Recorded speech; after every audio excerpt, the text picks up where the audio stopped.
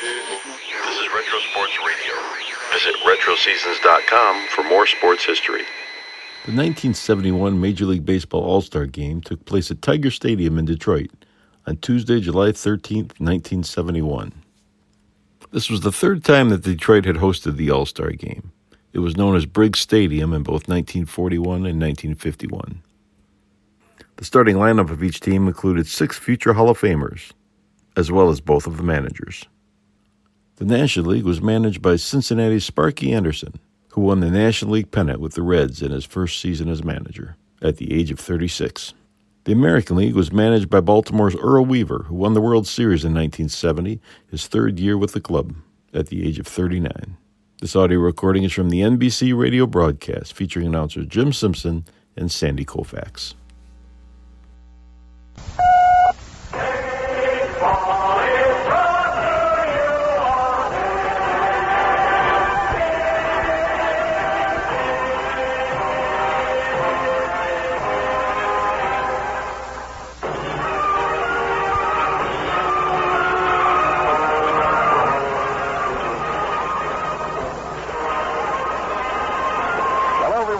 Tiger Stadium in Detroit, Michigan. This is Jim Simpson with Sandy Koufax, and welcome to the 42nd All-Star Baseball Game. The National League has won the last 8 in a row, 12 of the last 13, not counting a tie back in 1961. And after at one time trailing 12-4 after the 1949 game, now the National Leaguers find themselves with a 23-17 bulge over the American League. And the American Leaguers who will start young Vida Blue tonight will try to break that skein at 8. The 42nd Annual All-Star Game brought to you by Phillips 66. At Phillips 66, it's performance that counts. Gillette Platinum Plus, the razor blades with the platinum smooth edges for smoother shave. Chrysler Corporation, extra care in engineering. Your host tonight, your local Dodge dealer. The Retail Clerks International Association, dedicated exclusively to the interest of store workers and by the makers of STP oil treatment, STP gas treatment, and STP Keep Cool radiator treatment. Tiger Stadium, Detroit, Michigan, shortly after 7 p.m. Eastern Standard Time. The temperature is 86 degrees. The wind will be a factor here tonight. At least we think so. It is at 23 miles out of the west, gusting to 33 miles. And Tiger Stadium, Detroit, is a hitter's ballpark, and it is blowing right toward right field. And it's only 325 down that right field line, with the upper deck projecting 15 feet closer to the infield. Tiger Stadium right now, the sun still shining in parts of right field and down the right field line. The lights have been on for more than an hour. They're spraying the infield and lining the infield and the outfield. Soldiers and sailors and Air Force and Marines, all carrying American flags. The color guard out in center field, and the outfield tonight, for the first time in our memory of all-star play, has stars in left, center, and right. They are red, white, and blue. Awaiting the introduction of the 42nd All-Star squad of the National and American Leagues, and of course the playing and singing of our national anthem.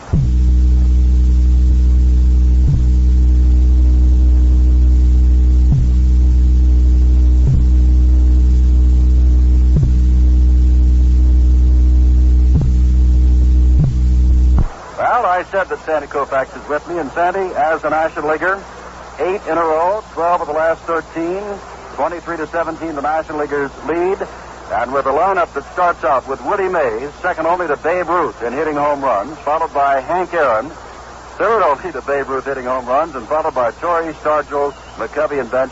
Where does it all end for the American League? Jim, it's hard to say why the National League has had this dominance in the last few years. I do know, having been a member at one time of the National League squad, there's a great pride in the All-Star game. The players take pride in it. For many years, the American League led the National League in all-star victories, and the players in the National League felt like they wanted to do something about it. I'm sure now that the National League has won 8 in a row, I would have to think that the American League is out to end that sort of thing. I think each league always feels that their league is the best one, and it's awfully important to the players. And I think this year will be no different. As you said, the National League has that great power in the lineup, but when you come down to a single game or a short series, I think pitching pretty much can dominate and alter the course of the ball game. And As you said, this is a left-hand hitter's ballpark. The American League in this game has 4 left-hand pitchers on their pitching staff. The National League only has 1. And that could be a big factor in the series. The fact that a young man by the name of Vida Blue is starting for the American League could be a big factor also. I think he's this summer become the most exciting name in baseball, and I think it'll be great for the public and for the National League to get to take a look at this fine left-handed pitcher. Well, down the left field line right now where the American League bullpen is, Vida Blue is warming up. And, of course, he has that Kelly green and white uniform of Charlie Finley's Oakland Athletics. And Vida Blue leads the American League and all of the major leagues in pitching with 17 victories thus far. He also leads in earned run average 1.42 and is a switch hitter. I bring that up because Dock Ellis, the right-hander for the National League from the Pittsburgh Pirates, leads the National League in victories with 14, leads the National League in earned run average with 2.10, and like Vida Blue, is a switch hitter. In a moment, we're going to hear a conversation between Sandy and both Vida Blue and Dock Ellis, tonight's starting pitchers. I'd like to remind you that tonight's game is being beamed by radio to Mexico, Aruba, Puerto Rico, Guatemala, the Virgin Islands, Nicaragua, Costa Rica, Colombia, Canada, El Salvador, the Dominican Republic, Curacao, Panama, Venezuela, and Honduras. And our friends at the American Forces Radio Network are broadcasting this game around the world on some 400 stations. And, of course, here in the United States, the NBC Radio Network of 234 stations is carrying the game, plus 100 non-affiliated stations. And we greet the many millions who are listening here and abroad, and I'm sure, as they begin to introduce the National League All-Stars now, you are going to have quite an evening. And that is quite an ovation they gave Willie Mays. But the subject that Sandy Koufax brought up is pitching. And as we said, he talked to Vida Blue before the game. Vida Blue, not yet 22 years old, 17 victories, the American League starting pitcher tonight, and here is that conversation. 1, 2, 3, 4, testing, 1. Vida, it's been a great half year for you so far. Now tonight you're going to start your first All-Star game. Is there any difference between the All-Star game going into it and the rest of the season so far? Well, Sandy, you're facing a whole different lineup, and there are 8, well, even 9 guys that are capable of hitting the ball out of the ballpark for a long ways, and you have to go out with it in mind that you've got to respect these guys and just try to make them hit your pitches and hope that they keep it inside the ballpark, or hope that they hit the ball at someone. You starting this game, you know you can only go 3 innings. That's the most. Do you think that there's a possibility you might go with the fastball even a little bit more than you would in a normal ball game, knowing you don't have to finish it? Well, that's true, Sandy. Knowing that I am going only 3 innings, I can go out and maybe try to pump up, as we say, sometime, and I may just throw mostly, maybe even 100% fastball. You never know. It all depends on the batters themselves. If they're timing my fastball, I may go to my changeup, or I may go to my curveball. Like I said, it all depends on the type of pitching that I'm doing. I just might make them hit my breaking pitch. Earlier this season, I saw you pitch in Minneapolis against the Twins. The first time I had ever seen you, and what really amazed me was your control. Is this something that happened all of a sudden, or have you always had good control? Well, our pitching coach, I think I would have to contribute this to him, Sandy. Bill Poser, he's done a magnificent job with me, and he knows me better than anyone else in baseball, so he works with me every chance we get, and I think it's really paid off. My control has been just super amazing almost. Vida, good luck to you tonight, and we look forward to seeing you the rest of the season in the divisional playoffs, maybe even a World Series, and in an All-Star game next year. Okay, Sandy, that sounds good. Thank you. We have been listening in on a conversation between the greatest left-hander of them all, Sandy Koufax, and a promising young left-hander, tonight's starting pitcher, 21-year-old Vida Blue. Well, Dock Ellis of the Pittsburgh Pirates, a 14-game winner, continues to warm up out of the National League bullpen, and Dock did not expect to start tonight's ball game. As a matter of fact, Sparky Anderson, the coach, I should say the manager of Cincinnati, called Danny Murtaugh, the manager of the Pittsburgh Pirates, and was told that Dock Ellis probably would pitch Saturday and perhaps Sunday, whereupon Sparky said, well, if that's the case, he will not be able to start on Tuesday night. But as that Eastern Division in the National League opened up and the Pirates took a pretty good lead, they now lead by 10 big games over the New York Mets. Ellis was able to be rested over the weekend, and thus Sparky changed his mind, and Dock Ellis is the starting pitcher tonight. The booze you hear are for Earl Weaver of the Baltimore Orioles. The reason being, and Weaver is laughing about it, when it proved out the Baltimore Orioles, the big first baseman, was not selected in his initial selection of other players. Weaver did not pick Detroit's favorite first baseman, Norm Cash. Cash is now on the squad. And that's why Earl Weaver got the booze. But the subject, as we said, is pitching. And Dock Ellis is starting tonight, and Sandy Koufax talked with the Pittsburgh Pirates right-hander. Doc, I know this is your first All-Star game. What do you think as you're coming out here now, going to start the All-Star game? Well, it's a thrill to be here. And as far as starting, it was an honor to be picked as a starting pitcher. I mean, you should know how I feel, and I can't say anything. All I can say is that I want to get out there and pitch. What about the hitters? Do you normally during the year go over the hitters? Do you worry about knowing the hitters? Is this a little bit difficult for you tonight, or are you just going to go out there try and hit good spots with your best stuff? Basically, that's what I'm going to do, Sandy. I'm going to try to throw my best stuff on two spots, and as you know, I've never seen any of the hitters, but if they were in my league, I would have a book on them, but I'm going from scratch today. Well, you haven't pitched, in 6 days now, I believe. You think this is an advantage, or does too much rest sometimes hurt you? Well, as you know yourself, that sometimes a lot of reps can hurt you, and sometimes you can come back and throw real good with it. But I don't know. That's just to be seen. Well, Doc, all I can say is good luck, and I know it's your first one, and I'm sure it won't be the last one. Good luck to you for many years. I need a whole lot of luck. Thank you, Sam. The introductions of the American League All-Stars continue, and Dock Ellis continues to warm up, and the bullpen along the right field line, Vida Blue, continues to throw down the left field line. Most of the American Leaguers have now been introduced, and now here come the rest of the American League squad out to the third base line. The National League waiting patiently along the first base line, and as we said, ringing the infield and the outfield. Servicemen and women from all forces waiting now for the playing and singing of our national anthem.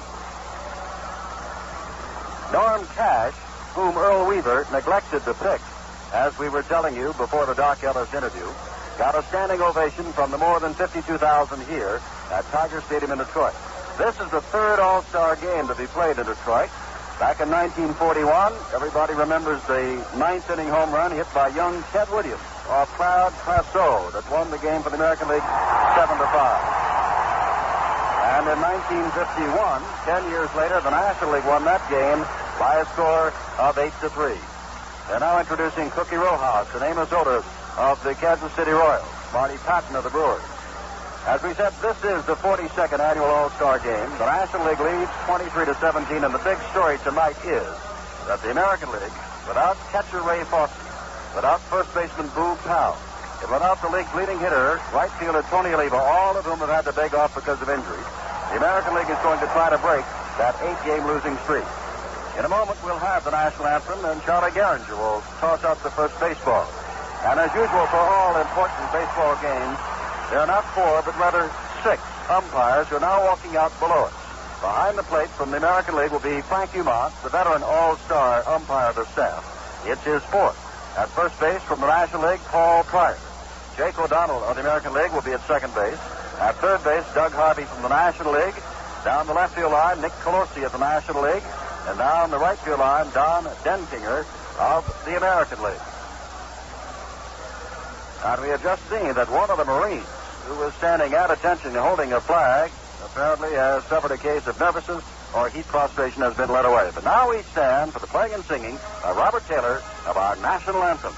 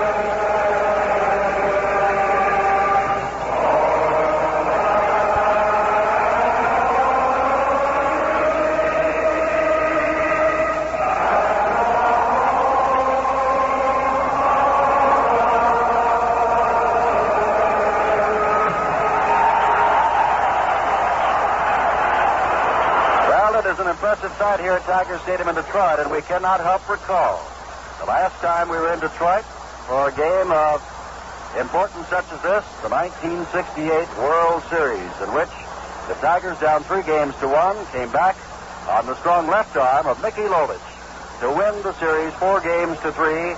And the word is that Lolich will pitch the final 2 innings of tonight's ball game. Vida Blue expected to start and will start for the American League. Dock Ellis for the National League. And we'll return to action and pregame comment in a moment. The Retail Clerks International Association has in its ranks many thousands of teenage store workers who, through their union, enjoy good working conditions. They know that to attain sound objectives, both for themselves and their country, they need clear heads and healthy bodies. The Retail Clerks Union urges the youth of America to avoid harmful drug habits and to register vote so that they can make vital contributions to next year's election. This message from the Retail Clerks International Association, Washington, D.C., 20006. So you got yourself an antiperspirant, and you're still getting wet. So enough already. Get tough. If you're still getting wet, why not start getting tough? By God, antiperspirant, for drying stuff. You just can't get a more effective anti-wetness agent than any other aerosol. Right, guard. If you're still getting wet, why not start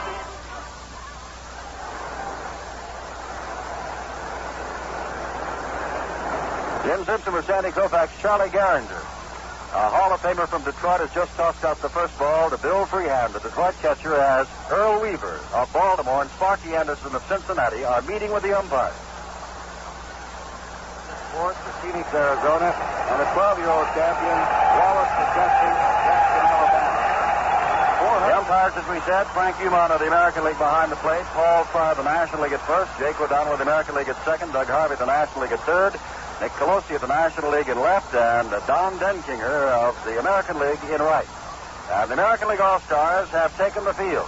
Norm Cash of Detroit at first base, Rod Carew of Minnesota at second, Luis Aparicio of the Boston Red Sox at shortstop, Brooks Robinson at third base from Baltimore, Carl Yastrzemski of the Red Sox in left, Bobby Mercer of the Yankees in center, Frank Robinson of the Orioles in right, Bill Freehand of Detroit behind the plate, and Vida Blue of the Oakland A's now taking his warm-up pitches. The National League starting lineup in a moment, but first we pause 10 seconds for station identification.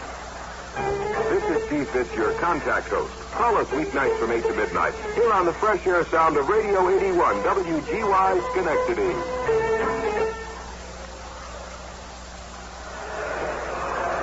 Again, with Sandy Koufax, Jim Simpson, and here is that National League starting lineup. Again, we point out this oddity. Willie Mays, with 642 lifetime home runs, second only to Babe Ruth, leads it off and plays center field. This is the 7th time that Mays has led off an All-Star game for the National League. And Hank Aaron is in right field in his 20th All-Star game, and he is third only to Babe Ruth with 616 lifetime home runs. Joe Choi, the National League's leading hitter, bats third and plays at third base. Willie Stargell, 30 home runs, 87 RBIs, a batting average of .320. His home run and RBIs lead the major leagues. Will play left field and bat cleanup. Willie McCovey of the Giants will be at first base. Johnny Bench, some question about his left wrist, is all right and will be behind the plate batting sixth. Glenn Beckert of the Chicago Cubs at second base batting seventh. Bud Harrelson of the New York Mets makes his first start as an All-Star at shortstop. And Dock Ellis, who's won 14 and lost 3, will be on the mound.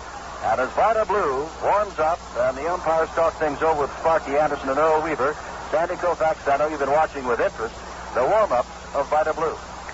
Jim, I love watching a fella who can throw as hard as Blue does. He's got a great fastball. We saw him earlier this year. He doesn't throw the curveball that much. I don't believe tonight he will. He has a little bit of advantage here on the hitters. They haven't seen him, and I think that's always an advantage for the pitcher. Sandy, now let's see if we can pick up Frank Umon and the managers. Spencer's home run. If it comes back, it's in play. The left field foul line is the same way. The bullpen is the same way also. Now, this should go in where them fellows with the white shirts that are going to scrape the field in the 5th inning will pull it dead. All right? Hit him. Pull it dead. Now, the tarp, if it's in play, All right. If it goes behind, we won't call it. Get up on there and jump, right? That's right. You can make the catch on it. Now, also the dugout has got to go in. It does a glove. The same way as yours. Gentlemen, good luck to both of you. Thank you, Frank. Come out. Okay, how do we get out of here? Take it back. Those are the words of Frank Umont. Have you ever wondered what goes on at home plate? Well, that's Umont talking to Earl Weaver and Sparky Anderson. Vida Blue is ready. Bill Freehan has thrown down to Carew at second base, and Willie Mays, hitting at 290 in his 22nd All-Star game, steps up. 14 home runs on the year, 39 RBIs, the right-handed batter. As they say, a legend in his own time. He is still playing. Frank Umont dusts off the plate to repeat the temperature is 86 degrees. Wind will be a factor. Out of the west at 23 miles an hour, gusting to 33, and that means it is blowing right toward that inviting upper deck in right field. Vida Blue, not yet 21. Willie Mays, who was 40 in May, facing each other in this 42nd All-Star game. Blue, the left-hander, who's won 17 and lost 3. Ready with his first pitch, comes in with a fastball strike, letter high. This is, of course, an American League town, and the crowd will be roaring as long as Blue and the American Leaguers are doing well. Another fastball, ground ball to the shortstop. Aparicio has it and throws on to first base to Norm Cash. And there's one down. Blue's 17 victories is the most of the pitchers had at an All-Star break. The previous high was 16 by Bobby Feller back in 1941, and a former Detroit Tiger, Danny McLean, now of the Senators, back in 1968. Well, here's Hank Aaron, and they're making an announcement right now that for the second consecutive year, Hank has received the most votes of you fans in the All-Star balloting. And in a special ceremony this afternoon, received the Gillette Award, signifying, well, his unprecedented accomplishment. Here is Aaron. 616 lifetime home runs, 314 is average, 24 home runs this year, 67 RBIs. One out, top of the first. Aaron, like Mays, and Torrey to follow, a right-handed batter. Blue disposed to Willie Mays on a ground ball, comes in with a fastball at the knees this time, and it's strike one to Aaron. And Sandy, he has thrown the ball right down the pike to both Mays and Aaron. Jim, that looked like it was a very good pitch. It looked like it might have been on the outside corner at the knees, which is tough for anybody to hit. Breaking pitch, one high hop to Brooks Robinson at third base, guns it on to first, and there's the second out. Also, that first pitch to Aaron looked like a better fastball than Vida had thrown to Mays. The first two fastballs he threw to Mays didn't look like he threw as hard as we had seen him throw earlier this season, but that one to Henry Aaron was the good fastball. Well, here is Joe Torrey leading the National League, 359, 14 home runs, 65 RBIs. And those of you who have not been in the States or watched National League ball in some time, be advised that Joe weighs about 25 pounds less than the last time he saw him. Fastball gets him up around the letters again. He started out Mays, Aaron, and Torrey with fastballs, all for called strikes. This is the first time that the National Leaguers, of course, have faced Vida Blue. Most of them haven't even seen him in spring training. Another fastball fouled back to the screen. We've talked about Torrey in the past when we've seen him. Joe's a good fastball hitter. In this lineup for the National League, he may be the one player who will give Vida or the American League the most trouble. He doesn't try and pull the ball. He has good power to the opposite field and to right center. And with the wind blowing out in right field, he could be a problem tonight.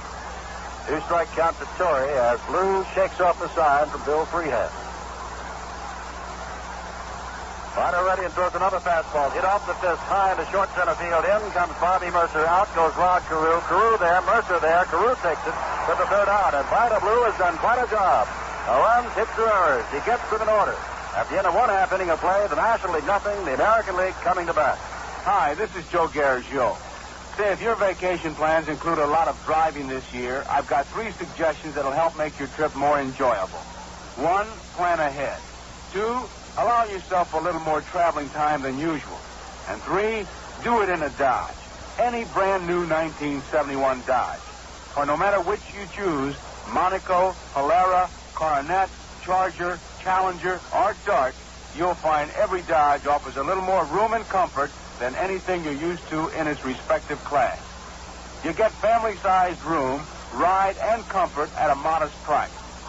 Because of its new design concept, the Coronet wagon is the only one in its field that can carry a 4x8 piece of paneling flat on the floor. Translated to vacation cargo, that's a lot of room for suitcases, beach balls, and kids. So see your nearby Dodge boy. Let him show you what Dodge is all about. And on your trip, drive safely and have a happy return. From Tiger Stadium in Detroit, this is Sandy Koufax with Jim Simpson. For the last inning, Vida Blue looked like he's looked every other time we've seen him. Unruffled, had good stuff, and worked rather easily. A very fine first inning for the young left-hander. Now for the National League, pitching will be Dock Ellis. As we talked to Doc earlier, he's had 6 days rest. Sometimes that can hurt a pitcher, sometimes it's good. It depends on the individual. Doc has good stuff, like Vida Blue, the good fastball, and good breaking pitches, too, and he's having a fine year with his 14 wins. Ellis will pitch first to Rod Carew, hitting at 283 in his 5th consecutive All-Star game in 5 years in the Major League. But over the last 25 games, Rod had a poor start, has come on strong, hitting at a .422 pace. Left-handed batter from the Minnesota Twins. Willie McCovey of San Francisco at first base. Glenn Beckert of the Chicago Cubs at second. Bud Harrelson of the New York Mets at short. Joe Torre of the Cardinals at third. Willie Stargell of the Pirates at left. Willie Mays of the Giants out in center. Hank Aaron of the Braves at right. Johnny Bench of Cincinnati behind the plate. And Ellis ready to face Rod Carew with Bobby Mercer of the Yankees on deck. Scoreless last of the first inning. Right-hander throws. And it's ball one to the left-hander, Rod Carew.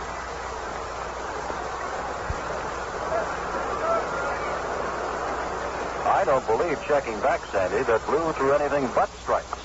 There's ball two from Ellis to Carew. Jim, I think you're right. I don't remember any balls with 2 or 3 pitches taken. The rest were swung at, and I don't think he threw a ball in the inning. 2-0 to count to Carew. Let's see if he's swinging. He has ground ball on 2 hops to the second baseman, Beckert of Chicago. Tosses on to Willie McCovey. And Carew is out. Still, I think you can almost throw away a little bit of the rules of baseball. You don't see too many take signals given in an All-Star game. You've got hitters like you do in this lineup. You let them hit almost all the time. Possibly in the last inning or two, if it's a tie ball game, you might be willing to use a little bit more strategy. But this is a game for the fans, and you let the players do their job. Bobby Mercer, the New York Yankees, left-handed batter, takes a strike at the knees from Ellis. Mercer's second in the American League in hitting to Tony Oliva.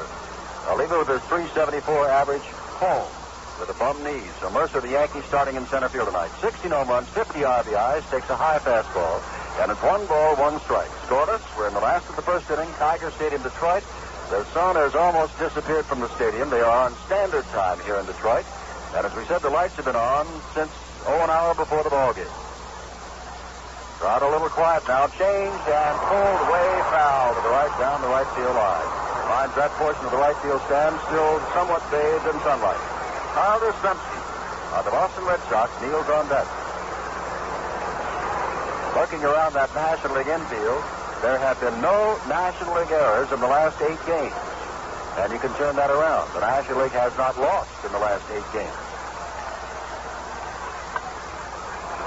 Now to play again. Bench comes back thinking he may have a chance. This is a strange ballpark for him, but it is upstairs. Bobby Mercer, the only starter, not counting some of the pitchers, who has never played in an All-Star game. Bobby says that everybody, because he came from Oklahoma, expected him to be another Mickey Mantle. He said, I'm not this year. I'm trying to just go with the pitch instead of pulling everything, and my .341 average has given me a good start. Fastball outside and low. It is 2 balls, 2 strikes to Mercer. Mercer also says that he is always a fast starter. He cannot predict what he will do in the second half of this American League season. Ellis to the Pirates ready and throws fastball, ground ball up the middle. He got the first base hit of the night. Mercer, also like Mickey Mantle, signed with the Yankees as a shortstop.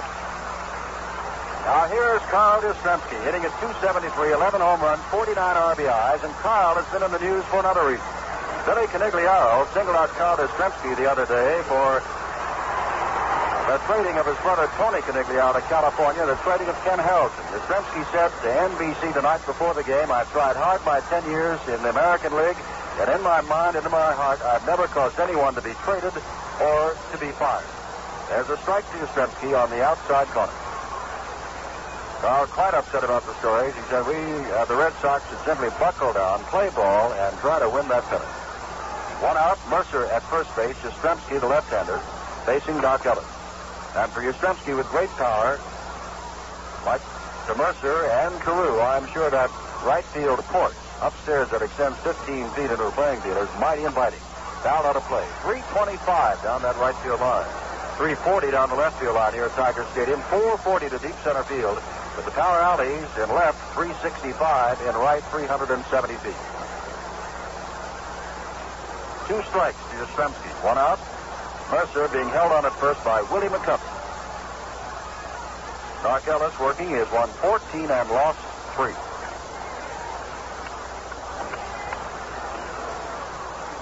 Yastrzemski stands deep in the batter's box. Closed stance. Changed on the ball. High hopper to the second baseman Beckert, who has to go to first. Yastrzemski is out, but Mercer moves on down to second. And that brings up Frank Robinson, a most valuable player in the National League, a most valuable player in the American League. And in his last 21 at-bats with the Baltimore Orioles, he's been aiming at a .476 clip. This is his 10th All-Star game. He had 6 over the National League, and this is his 4th for the American League. And since 1961, Frank hasn't had a hit in All-Star play. 0 for 13, looking to drive and a run. Takes low and in the dirt, blocked nicely by Johnny Bench. Mercer with a good lead off at second base. 2 out, last of the first, no score. The 42nd All-Star game, and right-hander Frank Robinson with all kinds of records.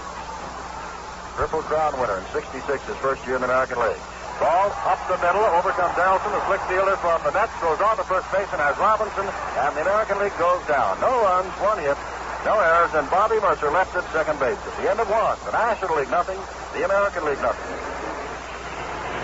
Take a fleet of 80 air-conditioned Fort Worth yellow cabs.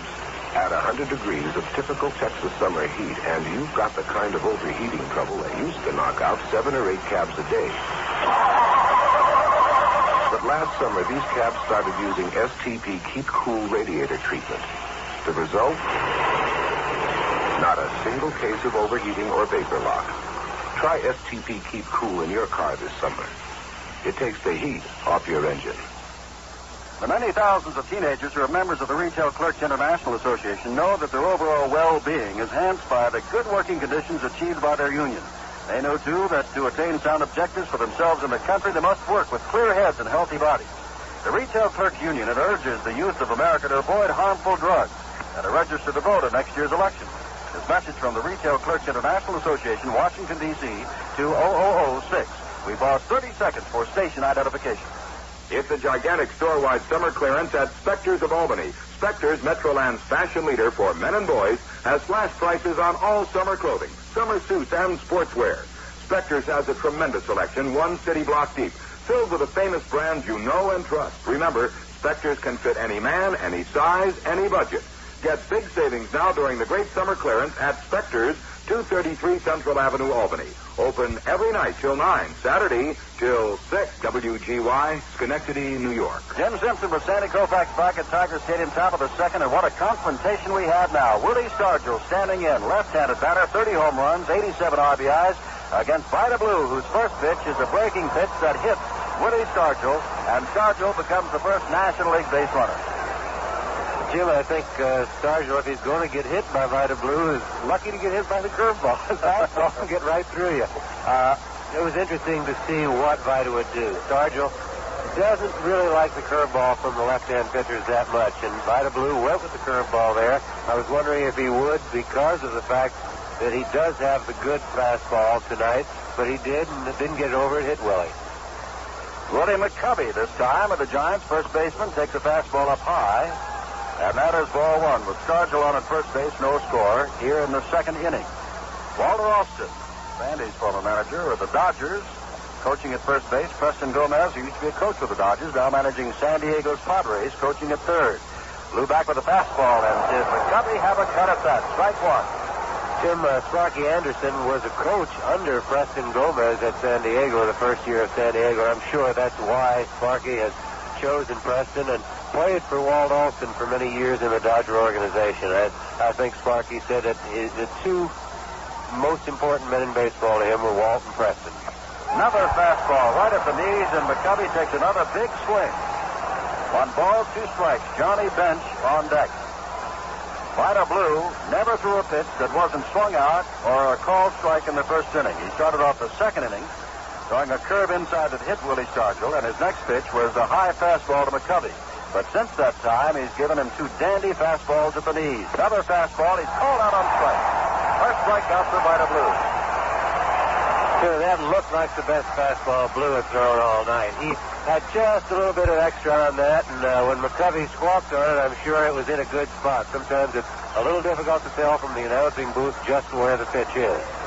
Johnny Bench hitting at 250, and that's much below John's average, but he does have those 18 home runs, 37 RBIs. Most valuable player in the National League a year ago.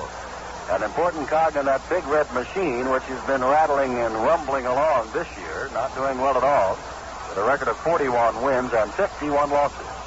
Blue is ready. Fastball hit high in the air. Bill Freehand comes back. First base side, looks up, and it falls about 3 rows deep in the lower deck. Strike 1 to Bench. Stargell hit by the pitch on at first in the scoreless game. Freehand of Detroit is starting because Ray Fosse of Cleveland is injured. And Norm Cash at first base because Boog Powell of Baltimore is injured. Mercer has made it into the outfield and has gone to center because Tony Oliva is injured. 1 strike to Johnny Bench with Glenn Becker to the Cubs on deck.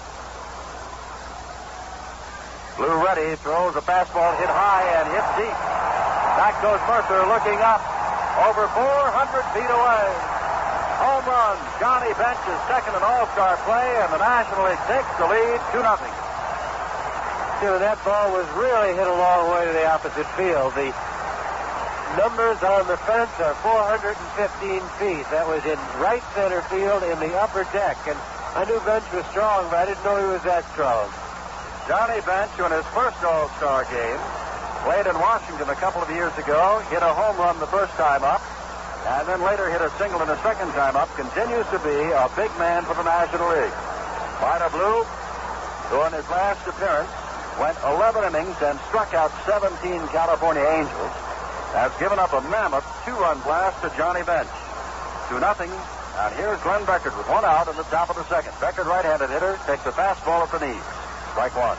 That pitch by Blue was up and out over the plate. Looked like it might have been on the outside part of the plate to Bench. And I think when you get the ball up, that's a dangerous spot. If you're going to throw the high fastball, you'd like to have it in on the hitter a little bit. It's a lot tougher to handle. Back with a breaking pitch, drilled to left field. Over goes Mercer in left center field near the warning track, 400 feet away, and hauls it in for the second out. Now, Bud Harrelson, no home runs on the year, 268, but in talking to Sparky Anderson, or for that matter, anybody in the National League, they will say this is Mr. Slickfielder, Bud Harrelson. But at that, he narrowly edged out Chicago's Don Kessinger, who was on the squad for the shortstop position. 2-0 the National League on Bench's home run. We're on the top of the second at Tiger Stadium, Detroit. Fastball, another strike, this time to Harrelson, who is seeing Vida Blue for the first time. Dock Ellis, warm-up jacket on, swinging a couple of bats on deck. The American League crowd at Tiger Stadium, a little quiet after that blast by Bench, fouled back on the fastball by Harrelson, and he's quickly down to Blue, 0-2.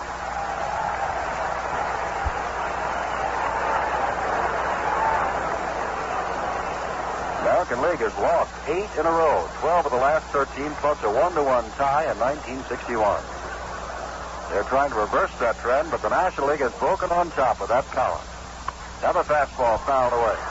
Vida Blue got Willie Mays, got Hank Aaron, Joe Torre in the first inning, but then it began to get to him. Willie Stargell was hit, and Bench delivered with that mammoth blast into the second deck in right center field.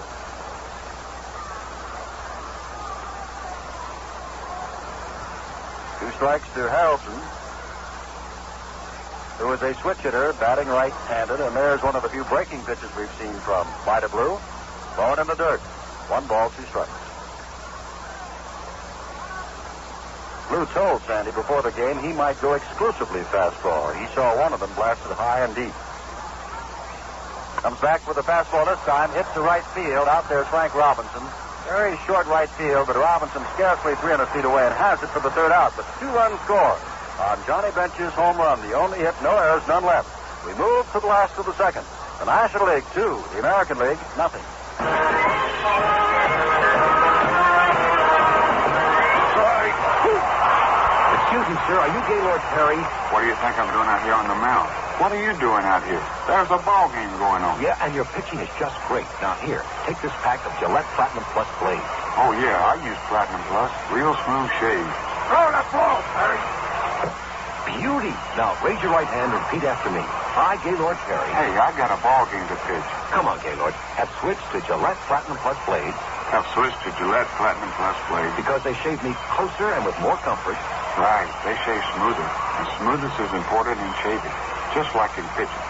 Excuse me. Now look what you made me do. Gillette Platinum Plus. Double edge or injector. Both with platinum smooth edges for smoother shaves. I guess your curve just wasn't smooth enough. Get off of my mound.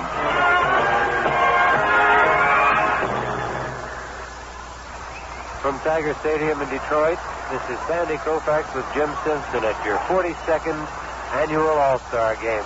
The Blue made the one bad pitch that looked in that inning. He got the fastball up and out away from Bench, and Bench went with it. I don't know if he really went with it or it was throwing so hard he was swinging behind it, but he hit it very hard and gives the National League a 2-run lead. Well, here's Norm Cash, as you perhaps have judged by the applause of the crowd. As we said, Boog Powell was voted the first baseman by the fans. The players voted Norm Cash.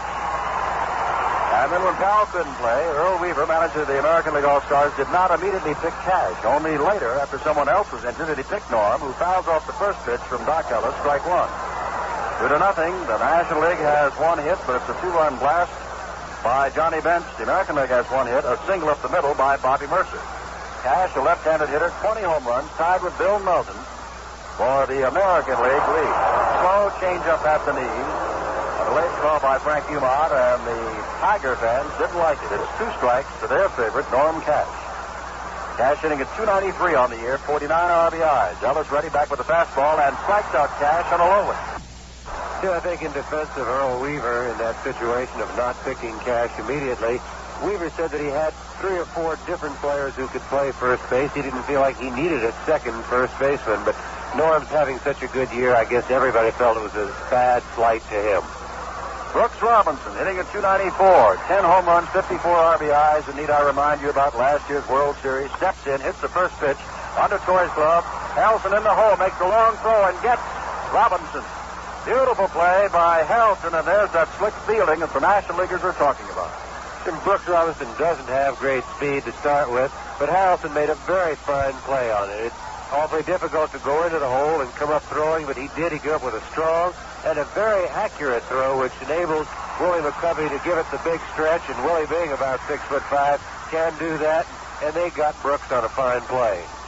Bill Freehand, the Detroit catcher, in the lineup because of the fact, as we said, Ray Fosse of Cleveland is not injured. 2 out. Last of the second, 2-0, the National League. Fastball from Ellis is outside. Freehand, this is his 7th consecutive game, his 6th consecutive start, but starting only because Fosse is not here. From left to right on the outfield, Stargell in left, Mays in center, Aaron in right. Around the infield, McCovey, Beckett, Harrelson, and Torrey, bench behind the plate, and Dock Ellis ready to throw on a 1-0 count with 2 out to Bill Freehand, and gets a strike call. Hardly a cloud in the sky. And as of yesterday, when we arrived in Detroit, there was word that we were going to have thunderstorms. They changed their mind today. Freehand holds one deep and left. Stargell goes back and is at the wall and hauls it in for the 3rd out. 370 feet away for the American League. No runs, hits, or errors, none left. We've now gone 2 full innings. The National League 2, the American League, nothing.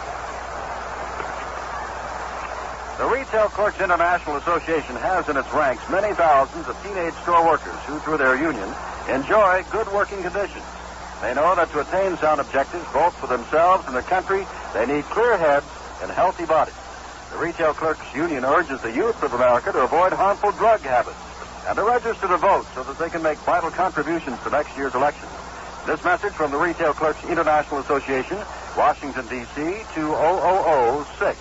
Vida Blue, back for his third and final time on the mound, warms up now with Don Buford of Baltimore. You know, the people who make Blistex, the largest selling lip ointment, also make an excellent medicated lip balm. It's Blistick. And for chapped, dried out lips, there's really nothing like it. That's because Blistick has a sunscreen, 3 ingredients to protect against infection, and 2 that make lips soft and smooth. Sooner or later, we all get chapped lips. So to get your family the balm that heals and protects them, Blistick, the medicated balm for all the lips in your family. Jim, we've got a change for the National League right now. The manager of the Pittsburgh Pirates, Danny Murtaugh, is coaching at first base. I don't know if Danny's going to coach very long. There's been some worry about his health, so he may just be out there for 1 inning just to make his appearance at the All-Star game. And it looks like in the National League bullpen, we've got a little action starting, and it looks like the fine right-hander from the San Francisco Giants, Juan Marichal. What an adjective to use in discussing Juan, Sandy. Fine. What a fine right-hander he is with all different kinds of pitches. You can talk about that when he comes out, but in the meantime, the National League starter, Dock Ellis, standing in to face Vida Blue, who starts him with a high fastball outside. It's ball 1. On deck is Willie Mays. As you know, in all-star games, those who are voted to start must play at least 3 innings. The pitchers cannot go longer than 3 innings unless we go to extra innings. Fastball, and it was by Doc before he began to swing the bat. Ellis's lone mistake. Well, he made a mistake in hitting Willie Stark to lead off the second with a curveball on the first pitch. But a high fastball out over the plate that Johnny Bench drilled for a long home run. Breaking pitch outside. 2 balls, 1 strike to Ellis.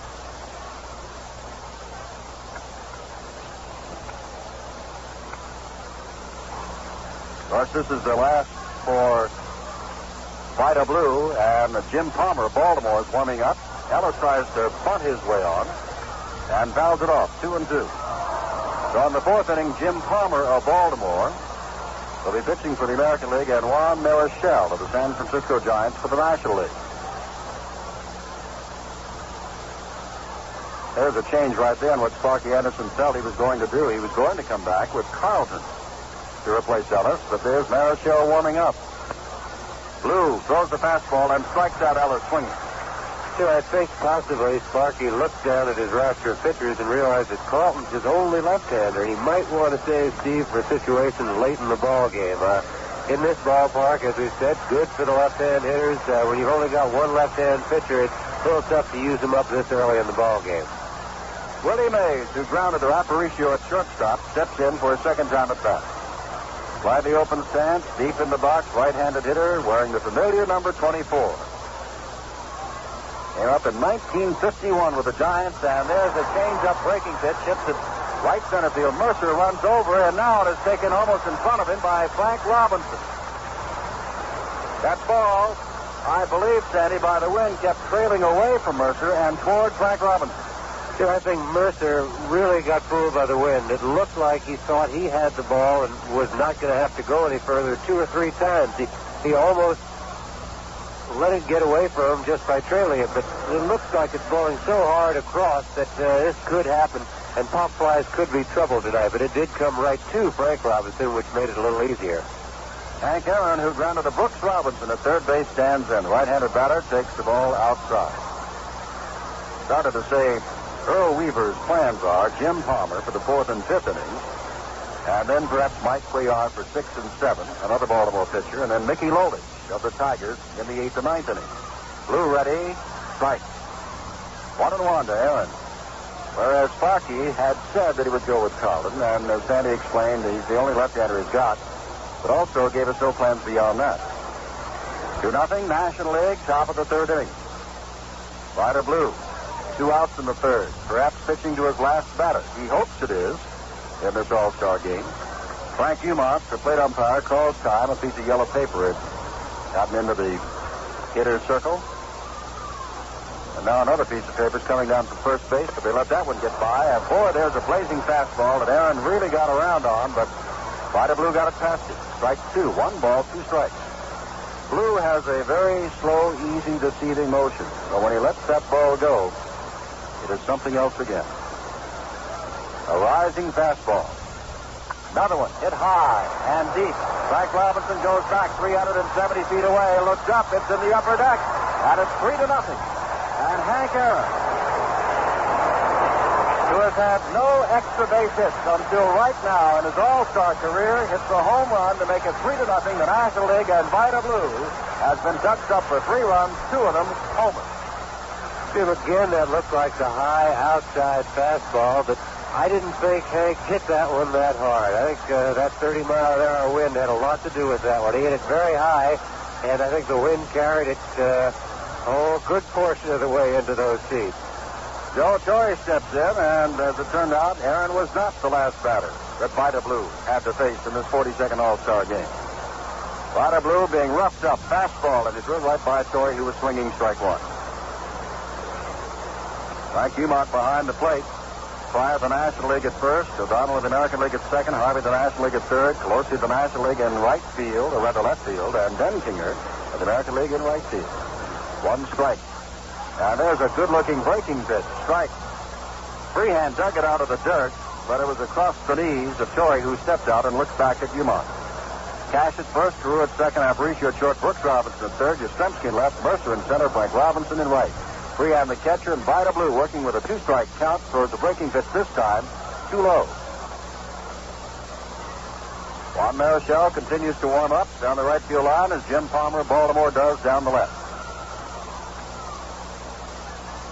And this American League crowd at Tiger Stadium looking on at the tower of the National League.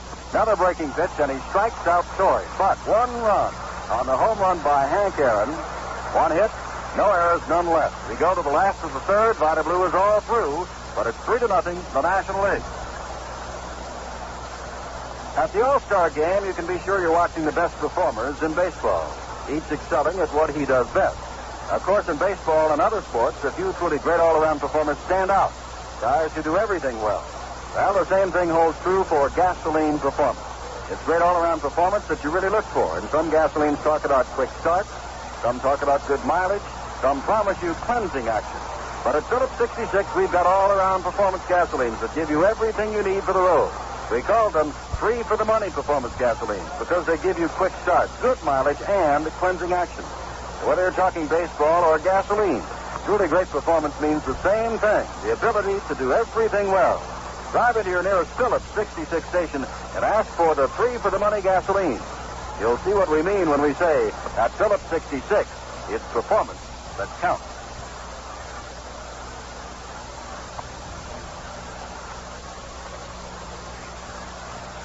The final inning for Dock Ellis. He will face Luis Aparicio. A pinch hitter, it looks to be Reggie Jackson, the home run hitter from the Oakland A's. And then again, Rod Carew. 3-0. National Leaguers with McCovey at first, Beckert at second, Harrelson at short, Choi at third. Stargell in left, Mays in center, Aaron in right, and Johnny Bench catching Dock Ellis, who could be the winning pitcher. But if you talk to people before this ball game, most were predicting something like a 12-11 finish. A lot of home runs will soar out of here with 30-mile-an-hour winds. Fastball to Yastrzemski, whose shirt is really, or rather to Aparicio, whose shirt is really being ripped by the gusting wind. As Reggie Jackson waits on deck. Ellis ready again. Sidearm this time. Strike called. It's 1 ball, 1 strike to Aparicio. Aparicio on quite a hitting tear. Hitting over 400 in his last 14 games, but that only brings him up to 206 for the season. Fouls this one out of play. 1 ball, 2 strikes. This is Louis' 10th All-Star game, his 8th. This is his 26th time at bat, and he only has 1 All-Star base hit. Ellis ready, throws a fastball, but he's got number 2. Base hit up the middle, fielded by Mays on one knee in short center field. And that'll bring up Reggie Jackson, who can make this ball game close in quite a hurry. Reggie hitting at .272, 17 home runs, 41 RBIs, and I'm sure you'll recall a couple of years ago when Jackson, Howard, and Killebrew in the American League were all in that home run race. Won ultimately by Killebrew and Howard second, and Jackson third. Jim, and this is the situation of the ball game where it tests the pitcher's ability to try and make the hitter hit the ball on the ground. Jackson, left-handed batter, takes a strike at the knees from Dock Ellis. Ellis, the National League's leading winner, 14 victories. Vida Blue, who had 17 before this All-Star break, an all-time high in Major League history, touched up for 2 home runs, one of them wind-blown, one of them simply poleaxed, and a 3-run lead. Back, high and inside, foul out of play by Reggie Jackson. It's 2 strikes. The left-handed hitting outfielder. One of the many products of Arizona State. In the last of the third, it's 3-0, the National League. With Luis Aparicio perched at first base. None out. Carew on deck. And Ellis, the right-hander, looking in, gray uniform, gold cap, throws, and it's fouled out of play again. Johnny Bench, the catcher, quite concerned about his left wrist. It was sore, but they x-rayed it. Not a fracture, not a break. And Bench is behind the plate. And as the first home run of the ball game, it came with a man on, which should make his left wrist feel a lot better. Ellis has a 2-strike count on Jackson. Aparicio leads off at first. Here's the pitch, and it's outside. 1 ball, 2 strikes to Jackson. Ellis is doing a fine job. He seems to be fighting his control just a little bit. The last 3 pitches have been up, and in this situation with a runner on, a home run hitter, the wind blowing out, you know Ellis would like to get the breaking ball down. He's got it up a little bit.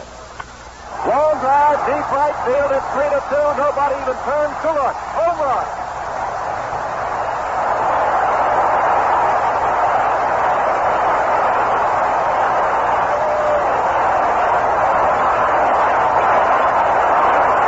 Jackson just now round third base.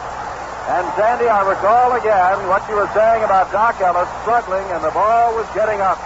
But Jim, right there, it looked like Doc got the breaking ball up just a little bit to Reggie Jackson, and I mean, he hit it hard. I don't know when I've seen a ball hit any harder or as hard as that one. That would have gone out at the airport. It may be at the airport. Who knows?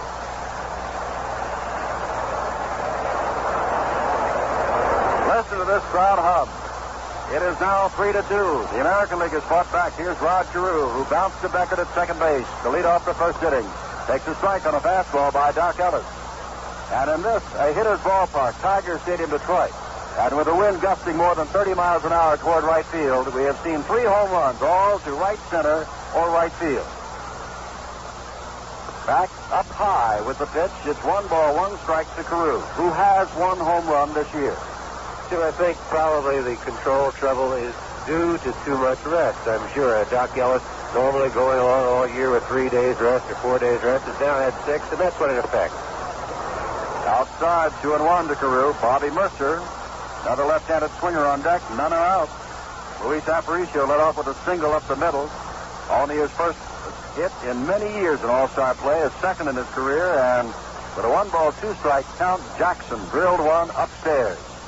Outside and high again, and Johnny Bench stands up and throws it back to Ellis. Ellis stares in at Dumont, thought he might have had the pitch.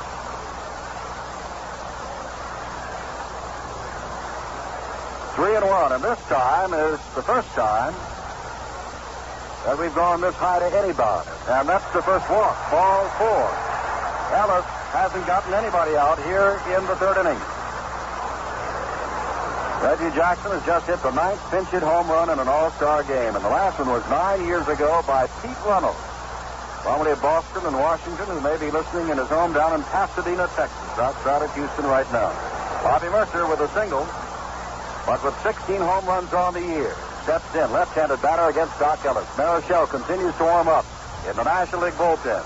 Palmer taking it easy in the American League bullpen, staring in, throwing now and then. Ellis ready. Throws high with the fastball. It's ball 1. And as Sandy pointed out, those pitches are up high. And to the power hitters such as Mercer and Yastrzemski and Robinson and Cash to follow, That can be trouble. National League 3, American League 2. We're just from the last to the third, and we've already had 3 home runs. Ellis back with a changeup, which is low and in the dirt. Mercer tells Carew down at first base, don't advance. McCovey, the Giants, holding on there, and Johnny Bench drops out to talk to Dock Ellis. I'm sure that Bench is going out there now to talk to Doc and tell him, pick me up. Look at my target, because John's been trying to tell him that from behind the plate this whole inning, but when you're having troubles out there on the mound, it's not always that easy to throw the ball where you want to or to do with it as you would like. Sometimes that plate looks like it's moving around. You'd like the catcher to put a foot out and step on it and keep it in one place. Carew had a 3-1 count before he walked, and now it's quickly 2-0 to Bobby Mercer. Let's see if he's swinging on 2-0. He is. Pops it up. The infield groans, and who's going to get it? Troy or Kessinger? Troy all the way over near first base, all the way from third base. And there's that wind again. It kept blowing it away from Joe Torre and Harrelson, and Torre made the catch. Looked like Joe started after that one, and I don't think there's anybody in the infield bigger than he is, so he kept going out there and almost got over to McCovey at first. Carl Yastrzemski, whom American League fans know could put the American League ahead with one swing of that big bat that already has accounted for 11 home runs this year. Left-hander deep in the box. Carew on at first with 1 out now. Fastball hits it to the opposite field, left field. In comes Stargell. Out goes Bud Harrelson. Now has to trail it in the wind and has it to shortstop out in short left field. Yastrzemski swinging on the first pitch, and that helps Ellis a little bit. But here comes Frank Robinson. Jim, and the wind has really picked up now. It seems like it's almost blowing its gale force. It's blowing in so hard from left field. That ball started out to left. It looked like Stargell was going to catch the ball. Harrelson went back on it, and then Harrelson had to come running in just to catch the ball. Frank Umon has called out Earl Weaver and has now called out a ball boy from Detroit. And I don't know whether Frank has simply run out of baseballs or is running out or what. But he called out Weaver, and then a Detroit ball boy came out, and Umon told him something, and the boy is scooted back into the American League, which is the Detroit Tigers dugout. Well, Carew's at first. After that walk, which followed Aparicio's single and Jackson's home run. But since Mercer and Yastrzemski had popped out against Dock Ellis, Robinson stands in and takes a big shot at a high fastball, strike 1. Jim, I have a feeling that might have been the ball that Reggie Jackson hit out that the umpire gave to that young man to give to Reggie. The ball hit a transformer on the light tower and bounced back on the field. I didn't follow its progress back, but it looked like Umont was giving the bat boy a ball. Fastball is inside. 1 ball, 1 strike to Frank Robinson.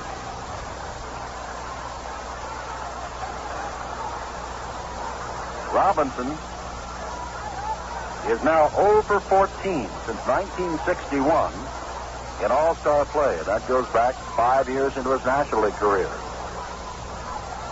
1 ball, 1 strike. There goes the runner. Robinson swinging and fouls it away. Carew was off and running. 1 ball, 2 strikes. 3-2. The National League. We're in the last of the third. As Carew retreats to first base. Quite a record Rod Carew has. 5 years in the American League. 5 years at All-Star starter. And when he was piling up all those votes earlier this year, he was around the 200 mark. Entered the game at 283. He has really been on a tear recently. Ellis pitching his last inning. Ready, fires, and there's a drive deep right field. Back goes Hank Aaron. Looks up, it's gone. 4-3 the American League.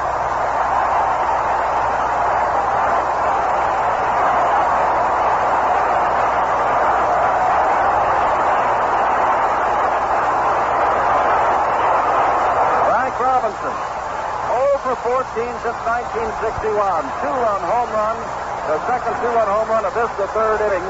And it's 4-3, the American League. And Sandy, we can point back. It was no astute observation, just an observation when we said the wind is blowing and it's going to be a factor in this hitter's ballpark. And it has certainly been that. Here is Norm Cash, who struck out on 3 pitches, fishing for a low breaking pitch back in the second inning. Another left-hander with great power. Ellis ready and throws.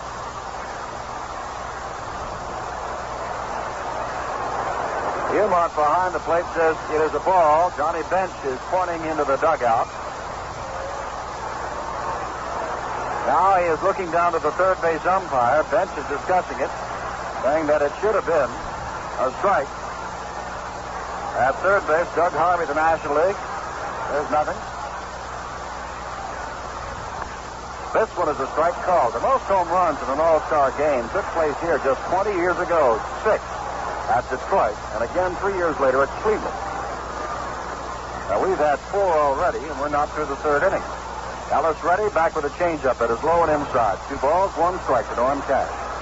Trailing 3-0 on home runs by Johnny Bench and Aaron. The American League started the third on a single by Aparicio, a 2-on homer by Reggie Jackson, a mammoth blast upstairs. Killebrew walked, and after Mercer Nastensky popped out, Robinson hit his home run. There is strike 2 to Norm Cash. 2 balls, 2 strikes. Tiger fans really want their favorite Norm, who is tied with Bill Melton of Chicago with the most home runs in the American League, 20, to unload here. Change up, and he beats it foul down the first base line.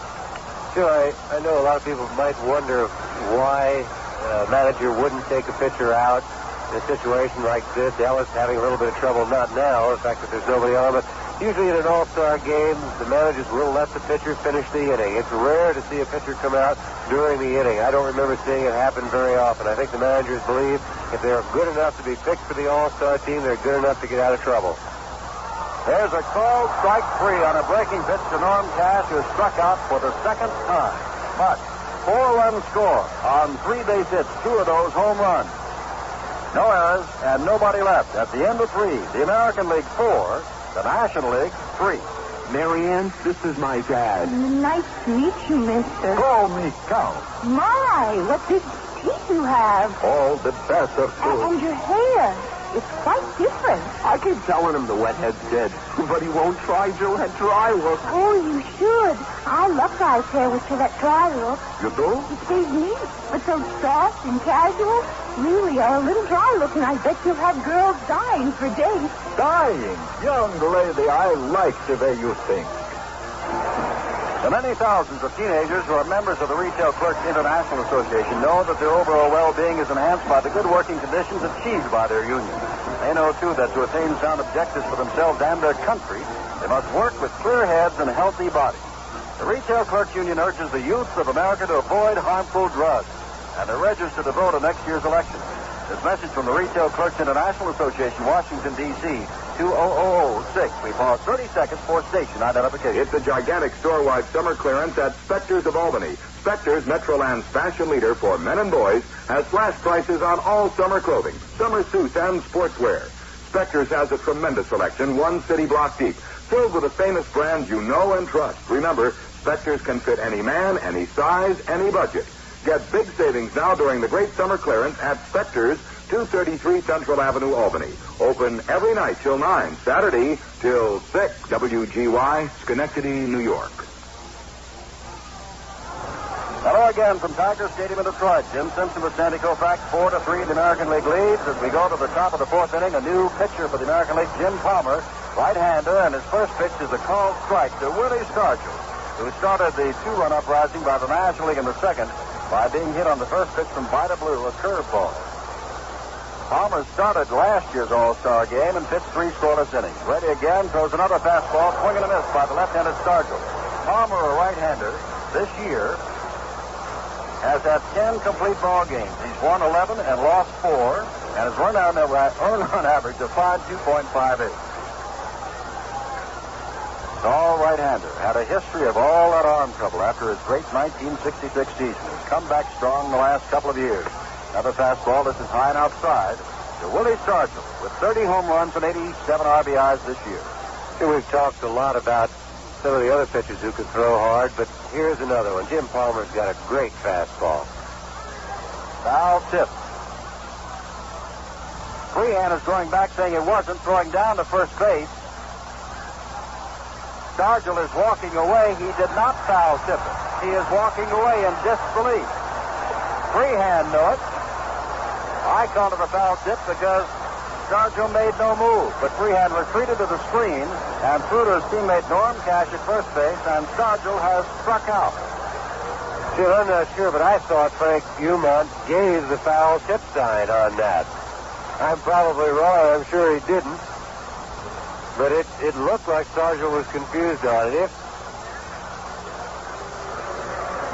If he didn't foul tip it, then I'm sure he would have run to first. But I would have to think that it probably was a foul tip. In any event, he is down, and here's McCovey, who was called out, looking at a fastball in the second inning. McCovey takes outside ball one. 4-3, the American League. And all of the scoring has come on home runs, 2 by each side.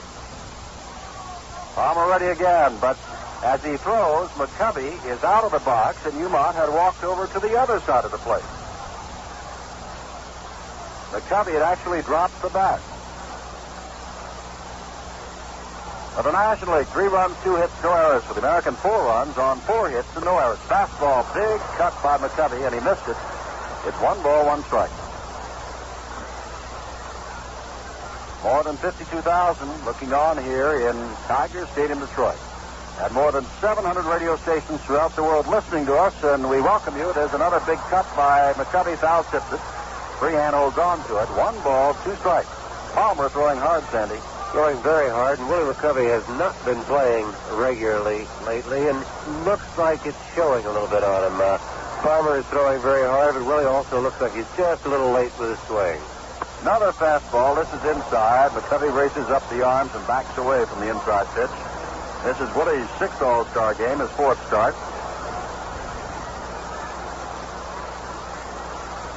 He had 2 home runs a couple of years ago, and not too many men have done that. This changeup goes in the dirt by the plate and bounces back to the screen. Archie Vaughan in 1941, Ted Williams, and Al Rosen in 54. And the gentleman at the plate right now, Willie McCovey. Ground ball, 2 hops, short hop by Carew, waits for Cash to get to first base and throws out McCovey. That ball was hit fairly hard by McCovey, but playing him to pull as much as they were was not quite a shift. They had Aparicio guarding the middle, but Carew way over into the hole. In a normal infield alignment, that might have had a chance to go through, but playing McCovey to pull that much, it was right to Carew. Johnny Bench, and there's a little ooh and ah from the crowd, remembering that mammoth home run that he hit. We thought that was one of the longest that we have seen in some time, but I want to tell you, the one hit by Reggie Jackson went even farther. And he gets a breaking pitch to start him off and takes a big swing, strike 1. I think those big, strong hitters, when they see the high breaking ball like that, they have a good swing. They don't usually hit it with that great big swing, but they get a good cut at it. Back with a fastball. Lashed is Brooks Robinson at third base, gobbling it up, going on to first. He got it. The vacuum cleaner does it again. No runs, hits, or errors on a great play by Brooks Robinson. We go to the last of the 4th. The American League 4, the National League 3. When I say made in Detroit, what do you think of? Automobile. What car companies can you think of? GM, Chrysler, Ford. When I say engineering, which of those companies do you think of? GM. Do you know what company came up with the first fluid drive? I'm not sure. I'm tempted to say Chrysler. Right. Do you know what company first offered power steering? Chrysler? Uh-huh. Now, do you know the first company to use torsion bar suspension in all its cars? Also Chrysler. I'm picking up a pattern here. What I'm trying to prove, what you're proving for me, is, of course, that when I say engineering now, which one of those car companies do you think of? Now I would say Chrysler. Which is actually true, which is what most people would say. Unibody Now that construction. when I think of Chrysler, it's the engineering that I think of. When you mention Chrysler, people think of extra care and engineering, extra value, extra worth. The 1971 cars of the Chrysler Corporation. Dodge, Plymouth, and Chrysler. Sandy Koufax with Jim Simpson from Tiger Stadium in Detroit. The end of 3.5 innings for the National League. 3 runs, 2 hits, and no errors. The American League, 4 runs, 4 hits, and no errors. And wouldn't it always seem to happen? The fellow who makes a good play is the first hitter. We'll start the inning with Brooks Robinson. And Johnny Bench talking to him a little bit. You think John would have learned something last year in the World Series, not to hit it to Brooks. I'll tell you, those Reds went away in disbelief, so I guess for John, he's just saying, you do that all the time? Juan Marichal has won 10 and lost 5, becomes the second National League pitcher. Out in right field now, Roberto Clemente replaces Hank Aaron. Clemente from the Pirates. In center field, Willie Mays is out, and Willie Davis of the Dodgers is in at center. Willie McCovey's gone from first base, and Lee May of Cincinnati is at first base. So it is May, Beckett, Helson, and Torrey in the infield. Stargell, Davis, Clemente in the outfield. Bench behind the plate, and Marichal, the pitcher, starting off with Brooks Robinson, who grounded to Harrelson. Back in the second inning. Marichal ready and throws outside in low ball one. And speaking of good plays, on Robinson's bouncer, it went under the glove of Torrey. Back in the second inning, and Harrelson went into the hole and threw while on the run to get it. Marichal in his 8th All-Star game. Ball is popped high and foul. Bench comes over after it. May does, but it will make the seats off to the right. 16 innings. Juan has allowed 7 hits, 2 runs, only 1 earned run. His earned run average in All-Star play, 0.56. He's won 2 and lost none. Jim, and with Willie Mays out of there, I think it may be finally a concession to age. From my memory, Willie has always wanted to go to the full All-Star game and has played as many as I can remember all of the games. Low pitch to Brooks. It's 2 balls, 1 strike. Marichal, Sandy can talk to you about him as we progress, but he throws from all angles and all different kinds of pitches. Ready with a 2-1 count to Brooks Robinson, leadoff batter in the 4th, side arm, and it's a high and outside pitch this time, and it's 3-1. I think the incredible thing about Marichal is his control. He's always had good stuff, never overpowering, but good fastball, good curveball, good screwball, but he's always managed to have great command. Center field, Willie Davis going back near the warning track about 380 feet away and takes the drive of Brooks Robinson for the first out in the last of the 4th. Jim, and as easy as it is to hit the ball out in right field, that's just how difficult it is to hit it out in left field. If the ball is hit to the left of center field, well, there's just very little chance of driving it through that wind. Well, here's another case in point, Sandy. Bill Freehan, who in the second inning backed Willie Stargell to the wall in left, where it was caught. Hit hard enough to get out of here.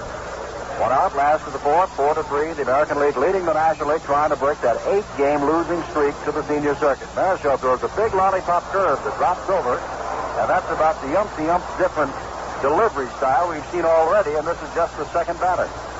Jim, also in Marichal's delivery, he kicks his leg very high, which has to add a little bit to the deception.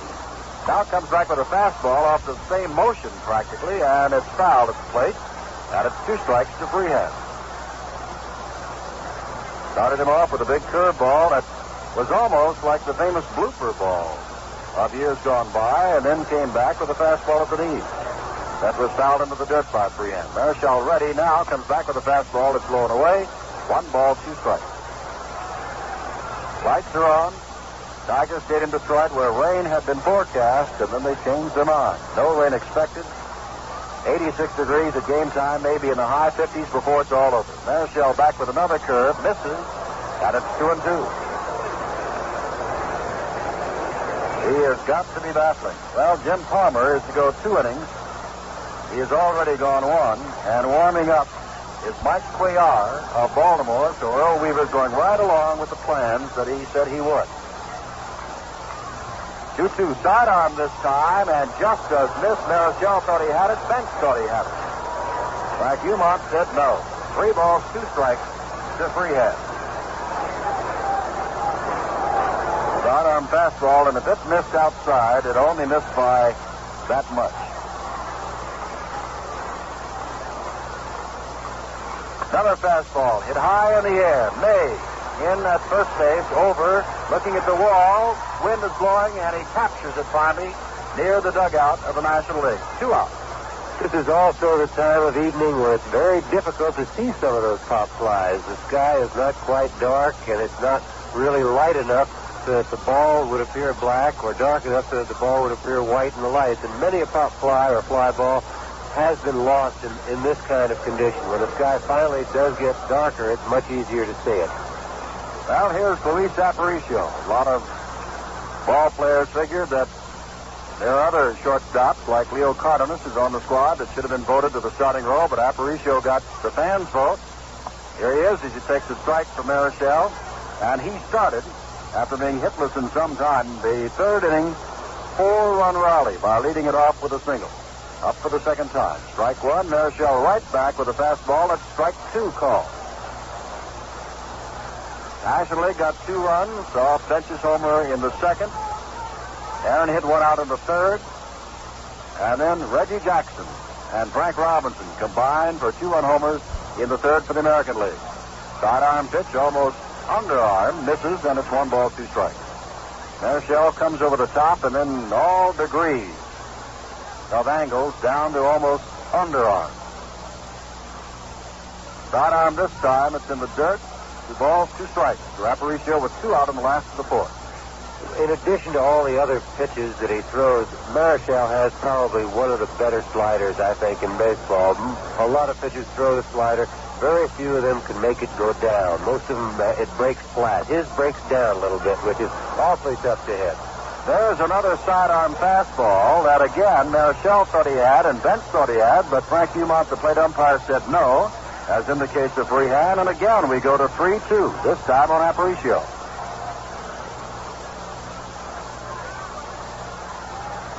Willie Davis playing a very short center field. Out near one of the white stars. We have red, white, and blue stars in the outfield. There's a ball hit off the glove of Marichal. Dashes over, picks it up, has plenty of time to throw on to Lee May. And Marichal has a 1-2-3 inning. The runs, hits, and errors. He's gone 4 full innings. The American League 4. The National League 3.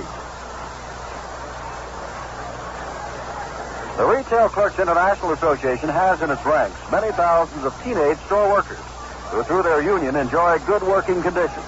They know that to attain sound objectives, both for themselves and their country, they need clear heads and healthy bodies. The Retail Clerks Union urges the youth of America to avoid harmful drug habits and to register to vote so that they can make vital contributions to next year's election. This message from the Retail Clerks International Association, Washington, D.C., 20006. Ever see a red lemon? I got one with 4 doors and 8 cylinders. You may think you're stuck driving a lemon when all you're really stuck with is a dirty carburetor, because that's all it may take to make your car's engine run rough or lose power. But the solution is here. New STP Double Power Gasoline Treatment. Double strength to help tune your engine as you drive. Power to clean with power to burn. Add a can next time you fill up to lemon-proof your car. They ought to call it lemonade. You'll really feel the difference. Jim Simpson with Sandy Koufax as we go to the 5th inning. Jim Palmer ready to start his second inning on the mound in relief of Vida Blue, who worked the first 3 innings, gave up all 3 runs on 2 homers, struck out 2, and walked nobody. And now coming up, Glenn Beckert of the Chicago Cubs, who lined at the Mercer in deep center field back in the 2nd inning when Vida Blue first ran into trouble. Preston Gomez, the coach, at third. It'll be Beckert, Harrelson, and Willie Davis. Davis batting in the number 9 spot. Jim Palmer ready to throw to Beckert, who fouls it off upstairs to the right. Strike 1.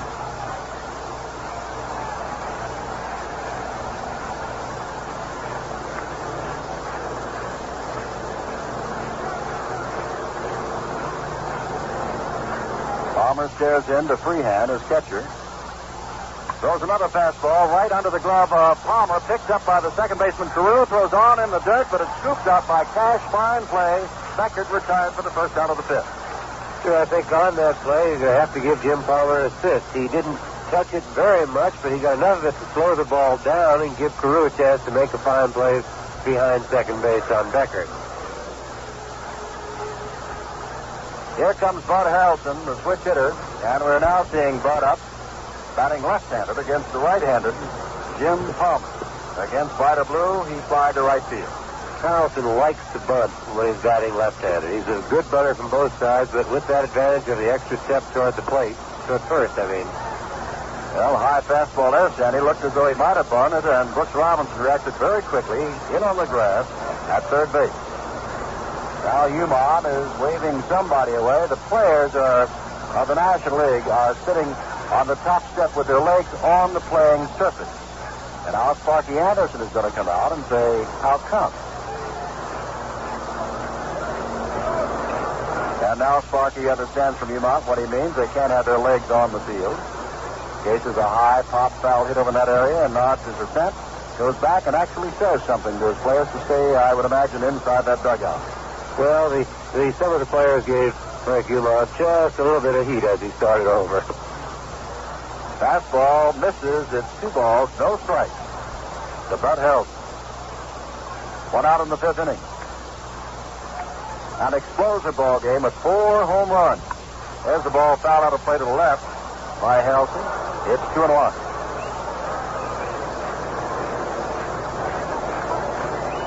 Being able to bunt the way Harrelson does not only helps you to get a base hit occasionally, but it forces a third baseman, a fellow like Brooks, to play in just a little bit shallower and the first baseman. And because of this, if Harrelson hits the ball on the ground, maybe the ball has a better chance of getting through the infield. Another foul down the left field line.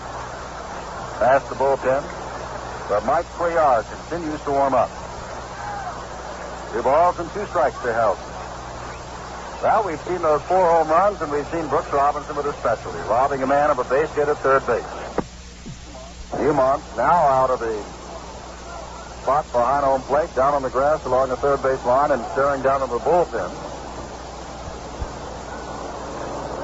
Frank has been moving around quite a bit tonight. 2-2, 1 out, 5th inning, 4-3, American League. Palmer ready and throws the fastball that is hit toward Aparicio, takes it on 1 hop, and despite Helton's great speed, he throws him out. Well, here is Willie Davis, batting in the number 9 spot. How many times have you seen, except in an all-star game, a .350 hitter hitting number 9? Jim, I think this is Willie's first all-star game, and he deserves to be there. For many years, there are a lot of critics of Willie Davis in Los Angeles and a lot of other cities because the man has so much talent. They thought he should do more. The last few years, he's getting everything he can out of his talent. He's become a great hitter, and he has great speed. Davis, 3 home runs, 45 RBIs, takes high and away, ball 1. Left-handed batter, swings the bat constantly, waits now for a fastball, drills one to center field. Mercer comes in, takes it on the first hop, and Davis, at his all-star appearance, has a base hit. The first off Jim Palmer, the 3rd of the game. And with 2 outs, here comes Roberto Clemente to bat. 4 times a batting champion in the National League. Clemente hitting at .342, 8 home runs, and 48 RBIs. Coming up, twisting that head of his, as he often does, and play right field like few other people ever have in the history of this ballgame. And with a very speedy Davis, the tying run on at first base, there are 2 out, and here is Clemente. Jim, we've also got some action now in the National League bullpen. It looks like Ferguson Jenkins is up and throwing, and he's getting ready in a hurry. And I just wonder what would happen if it was time to use a hitter here for Marichal. Marichal is a check at first base, and Davis just does get back. Cash had the ball on him, but Willie has slid back.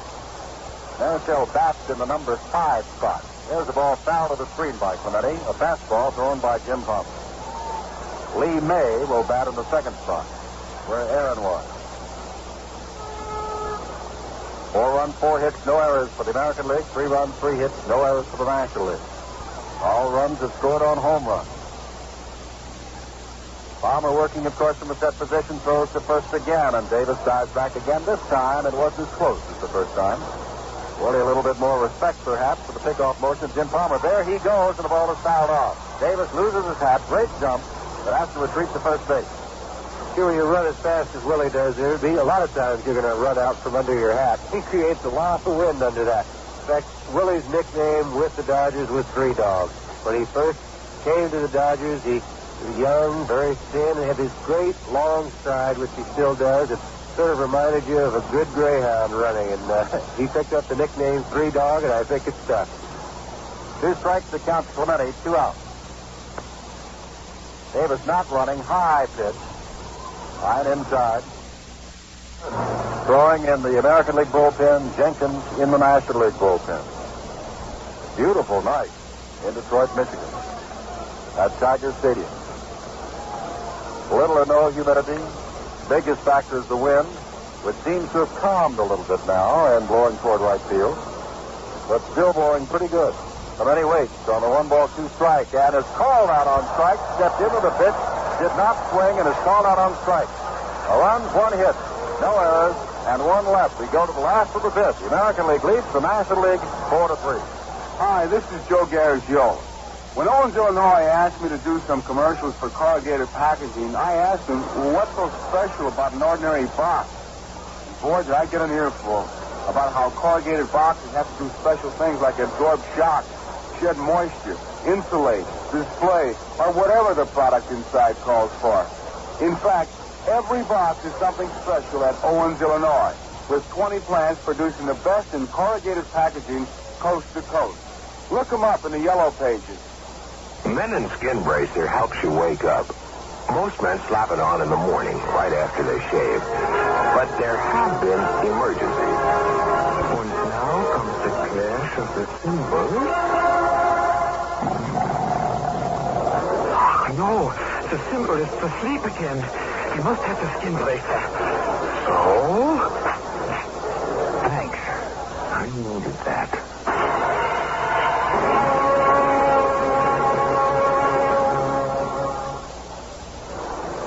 Sandy Koufax with Jim Simpson in Detroit at the 42nd Annual All-Star Game. Into 4.5 innings, the score remains the National League 3 runs, 3 hits, and no errors. The American League leading 4 runs, 4 hits, and no errors. Juan Marichal in for his second inning in this 4-3 ball game, and Frank Howard steps in to bat by the pitcher Jim Palmer, who has worked his 2 innings and did it very effectively. Howard with 16 home runs this year, batting at .294, 43 RBIs, and of course, that tremendous power. In batting practice, Frank was beating most of the balls into the ground, but when he connected, they were long gone, deep left field, even against the wind. Marichal ready and throws, and it's strike. I believe it's a long time since Frank has seen Juan Marichal, but Juan gave Frank a lot of trouble when Frank was with the Dodgers and Juan with the Giants. 1 strike pitch, overhand curveball, and a swinging strike 2. Palmer worked 2 innings, gave up 1 hit and struck out 2 and walked nobody and gave up no runs. Vida Blue gave up all 3 runs on 2 homers. 2 strikes now to Howard. Sidearm, fastball is low, and it's 1 ball, 2 strikes to Howard. We are in the 5th inning. The official scores tonight from the San Francisco Chronicle, Bob Stevens is the president of the Baseball Writers Association of America. Watson Foster of the Detroit News, and Ed Bromowski of the Polish Daily News. Another sidearm pitch misses, and it's 2-2 to Frank Howard. On deck is Rod Carew in this 4-3 ball game. Cuellar and Jenkins continue to warm up in the bullpen. Marichal pitching his second and apparently final inning. Sidearm pitch, ground ball, playing deep on the grass is Beckert at second base and lobs the ball over to Lee May at first, and there's 1 out in the 5th inning. If Beckert had been any deeper on the grass at second base, he might have run into Clemente out in short right field. Here is Carew, who has grounded to second and walked and scored ahead of the home run by Frank Robinson. Minnesota second baseman. Left-handed batter against the right-handed Juan Marichal, facing him for the first time. Low pitch, ball 1. Well, over the years, and this is my 6th consecutive year with the All-Star Game, we have had interesting reaction from fans. Sandy, I have a story to tell you in a moment. Here's Marichal's next pitch. It's fouled out of play. When Tony Kubek and I were doing the game some years ago, we got a wire from a nuclear submarine under the ice cap at the North Pole that was listening to it. And another time, we got several telegrams from Africa. Wherever you are, we'd like to hear from you at NBC in New York. There's a high pitch to Carew, and it's 2 balls, 1 strike. Always interesting to know where we're being heard and to know that people are enjoying the great game of baseball, and more specifically, this 42nd All-Star Game. Marichal with the count 2-1, working to Carew, is crouching, watching a breaking pitch, hit him at the knees on the outside corner. It's 2 balls, 2 strikes.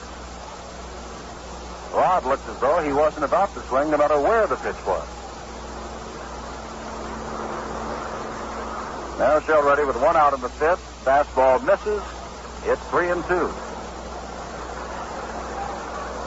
4-3 the score. The American League. All runs on home runs. Billy Hunter, Baltimore, coaches at third. Billy Martin, the manager at Detroit, is the coach at first base. Marichal working on 3-2 to Carew, who crouches and waits, and a curveball misses outside and low, and there's the first walk given up by Marichal, the second by the National League, and both go to Rod Carew.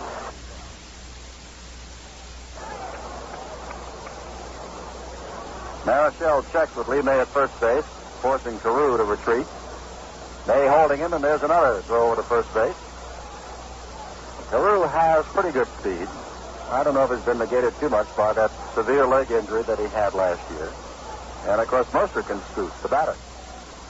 Marichal ready, throws a fastball right down the middle. Strike one. All kinds of motion again from Juan Marichal. On deck is Carter Semsky. Marichal working from the set position. Ready again, throws a breaking pitch, and Mercer swings and misses. It's strike two. I think that was the screwball right there. He fooled Bobby with it. He had him out in front, and the ball breaking away from him. He was way out in front and didn't have a good cut at the ball.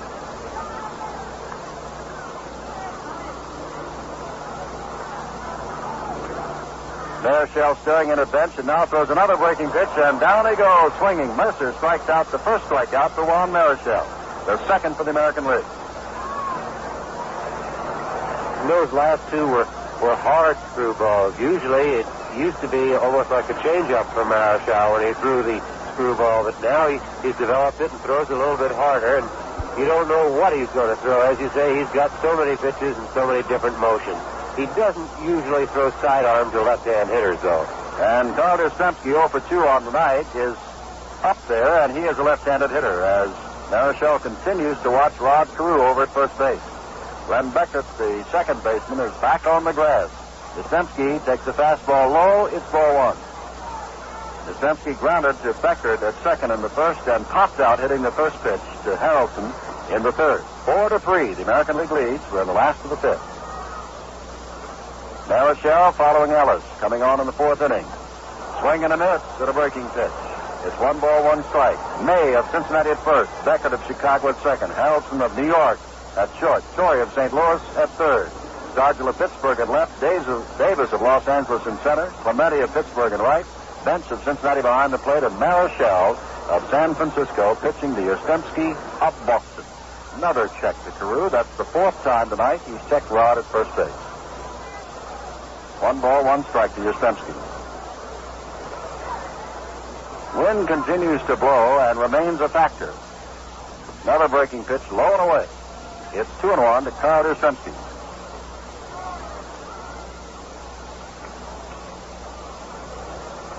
They have a red star out in left field, a white star in center field, a blue star in right field. Bunting around the ballpark, a capacity crowd.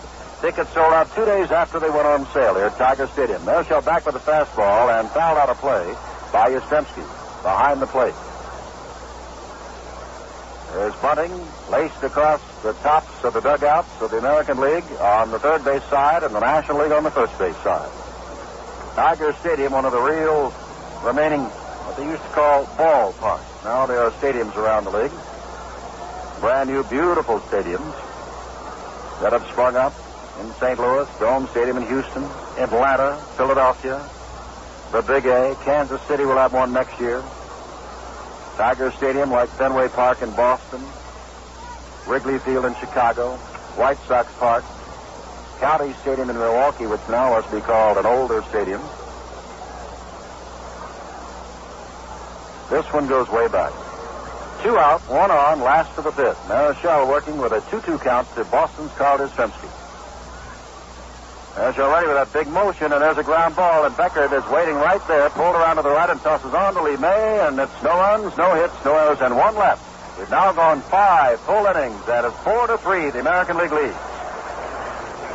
Ready on the clock. Golf, so here is the filming of a TV commercial in which a man will shave in less than 20 seconds to test the Gillette Techmatic razor. It'll never cut you, but Techmatic is made to reduce the risk. 10 seconds. Techmatic is specially designed for fewer nicks or cuts. 15 seconds. And that's it. 16.8 seconds. A good close shave without a nick or cut. That Techmatic works great. Watch for this commercial on TV. Proof that Gillette Techmatic is tough on your beard, not on your face. The many thousands of teenagers who are members of the Retail Clerks International Association know that their overall well-being is enhanced by the good working conditions achieved by their union.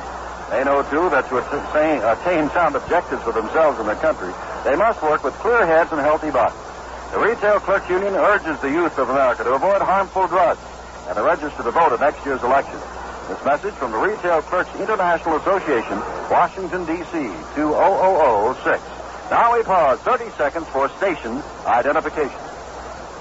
Shop Spectre's gigantic summer clearance of men's and boys' clothing and sportswear, all famous brands, sale now in progress at Spectre's, 233 Central Avenue, Albany. This is Steve Fitz, your contact host. Call us weeknights from 8 to midnight, here on the fresh air sound of Radio 81, WGY Schenectady.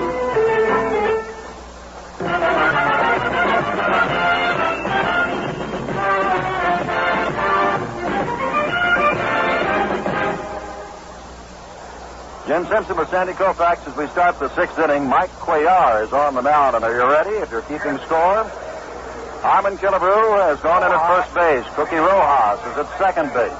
Amos Otis has gone to center field. Al Kaline at Detroit has gone to right field. So right now, your American League lineup in the field, freehand behind the plate. Killebrew at first, Rojas at second, Aparicio at short. The applause for Kaline out in right field. Brooks Robinson remains at third. Yastrzemski in left, Otis in center, Kaline in right. And Lee May comes to bat for the first time in this 4-3 ball game to face Mike Cuellar, who has won 11 ball games in a row, and he is 13-1 on the year. Left-handed pitcher from the Baltimore Orioles to face the right-handed hitting Lee May. First pitch, big breaking pitch, curveball, strike one.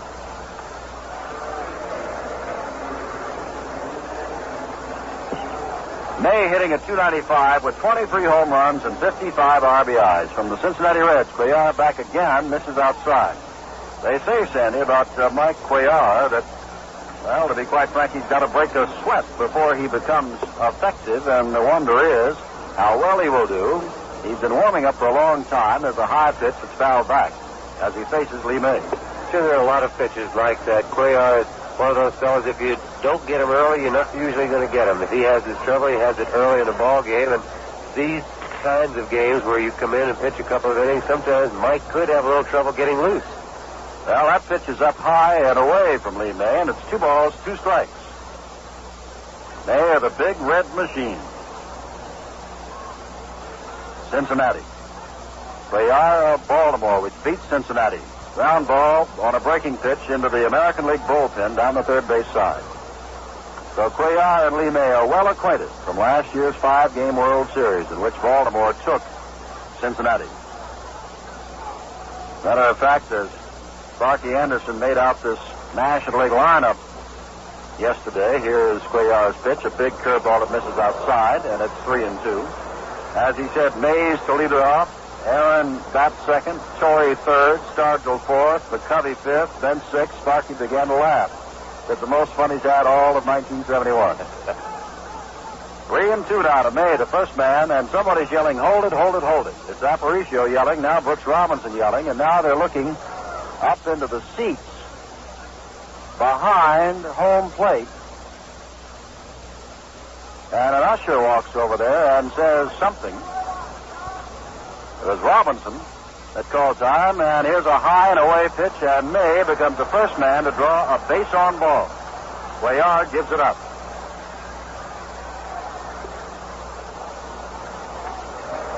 Jim, just looking at Cuellar, he hasn't thrown any pitches very hard. He's thrown the slow curveball. He's another pitcher with a good screwball. I think Mike's best pitch over the years has been the screwball, but he has a good fastball. You must have a good fastball, otherwise none of the other pitches will work for you. And he hasn't thrown anything very hard. Everything's been sort of soft and very slow. And he may be having a little bit of trouble getting loose. Frank Humont called Sparky Anderson, the manager of the National League All-Stars, from a dugout and had a conversation with him looking over the lineup. And we see that Don Kessinger, shortstop for the Chicago Cubs, is up and working out down in the bullpen of the National League along the right field line. Cuellar ready to face Joe Torre, who's 0 for 2 on the night. Throws him a fastball, ground ball to Brooks Robinson, goes down to second base to Rojas. Rojas turns it over to first. Double play, first of the night. Jim, I think the National League, with the World Series and the All-Star Game, has seen enough of Brooks Robinson that they don't want to hit it to him. They would try somebody else. Otherwise, every time you hit it to Brooks, it seems like he either gets 1 or 2 out.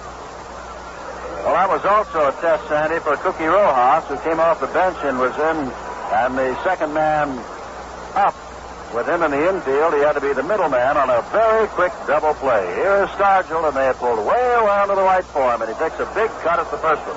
Stargell was hit by a pitch by Vida Blue in the second and struck out on a very disputed play in the fourth.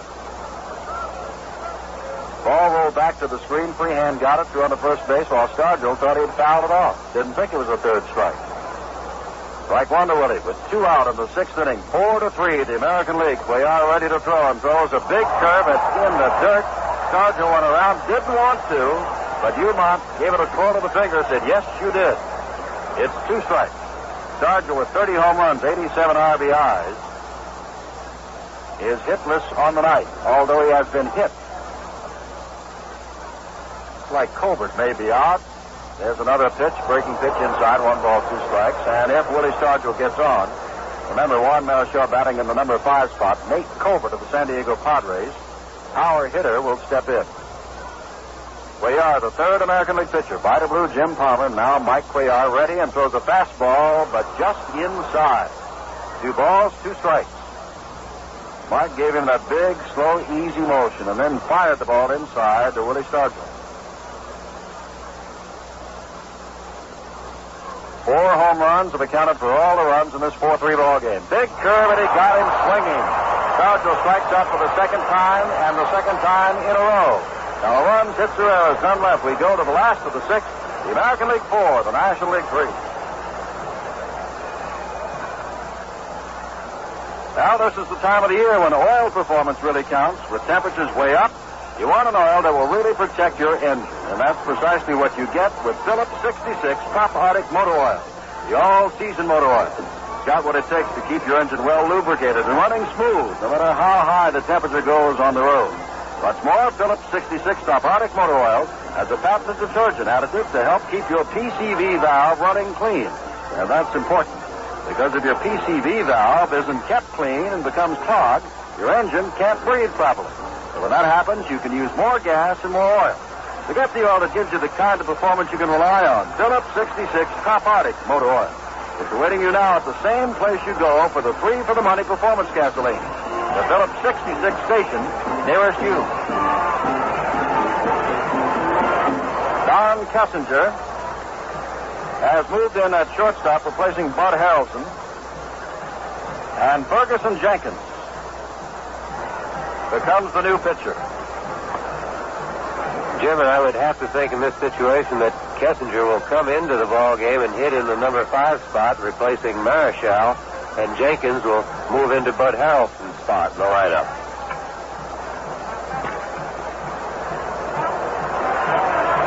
Well, you'll hear a hand here, Al Kaline.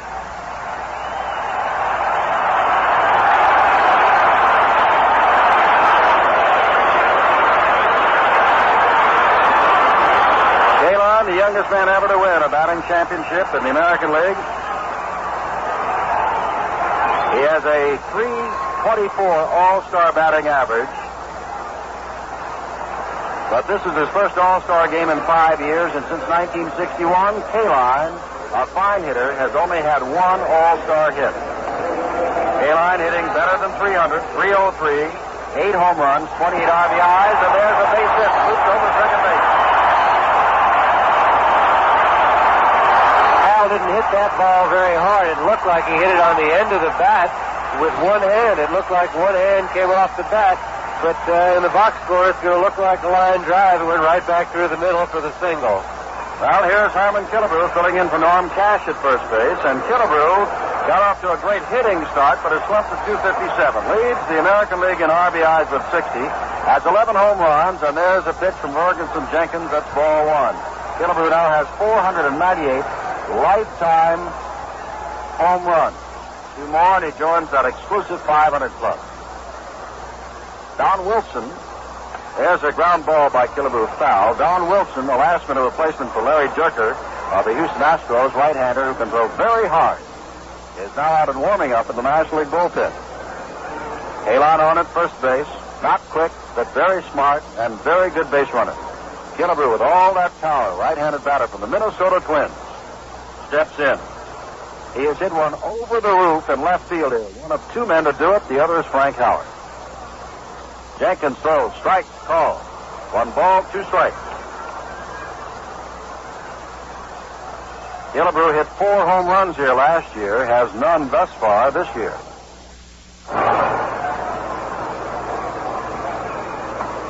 Throw over to first base where Kalon is not going anywhere. Jenkins 13-8 this year. 2.83 earned run average, and this is the second All-Star game. Ferguson, of course, great record. Throws now low and away to Killebrew, and it's 2-2. And Jenkins says that he's got to prove to his employers that he belongs in the same group with Bob Gibson of St. Louis, among others, in that he has won 20 or more ball games for the last 4 years. Low again to Killebrew. But Ferguson says, well, they don't pay me like they pay Bob Gibson. I'll just have to prove it. 3-2 to Killebrew. Kalon on at first with that bloop single on the first pitch that Jenkins threw.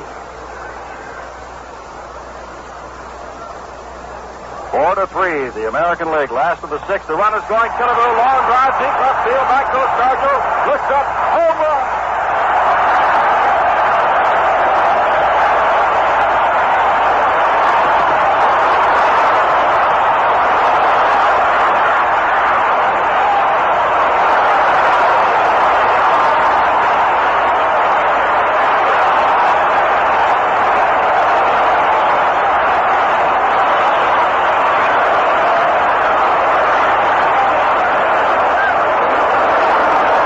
Got to know that ball was hit very hard to get out of this ballpark tonight. It was high.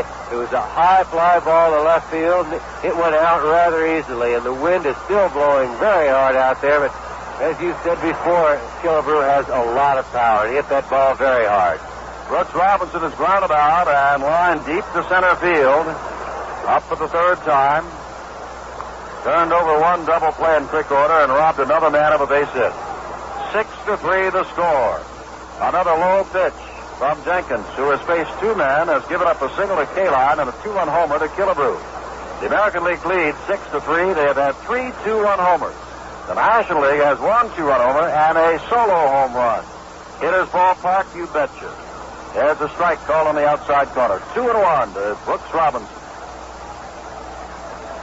This is Harmon Killebrew's 3rd All-Star game home run, and add that onto his 498 during a regular season. He's already at over 500. Line drive, center field. Brooks Robinson has a 3rd consecutive hit off Ferguson Jenkins. Don Wilson continues to throw. 6-3 ball game, and now for the Detroit fans of Bill Freehan, who's almost put one out of here and fouled out, can connect. It'll be a perfect night. Freehan, the Detroit catcher. Jim, I have to wonder a little bit whether or not Ferguson Jenkins is healthy. Maybe he's having a little bit of a problem. I don't know what, but when that first man got the base hit, manager Sparky Anderson got Don Wilson up in the bullpen, and usually in an All-Star game, pitcher doesn't get up that quickly behind another All-Star pitcher. Freehan looks at a fastball that's low and away. Ball 1. 6-3 the score. Last of the 6th inning, the American League has lost 8 in a row, 12 of the last 13. The National League leads 24-17 overall in this game that was started back in 1933. Jenkins working from the stretch, throws low and away again. It is 2-0 to Freehan. John Bentz looks out to Jenkins. Don Wilson continues to throw out on the bullpen for the National League down the right field line.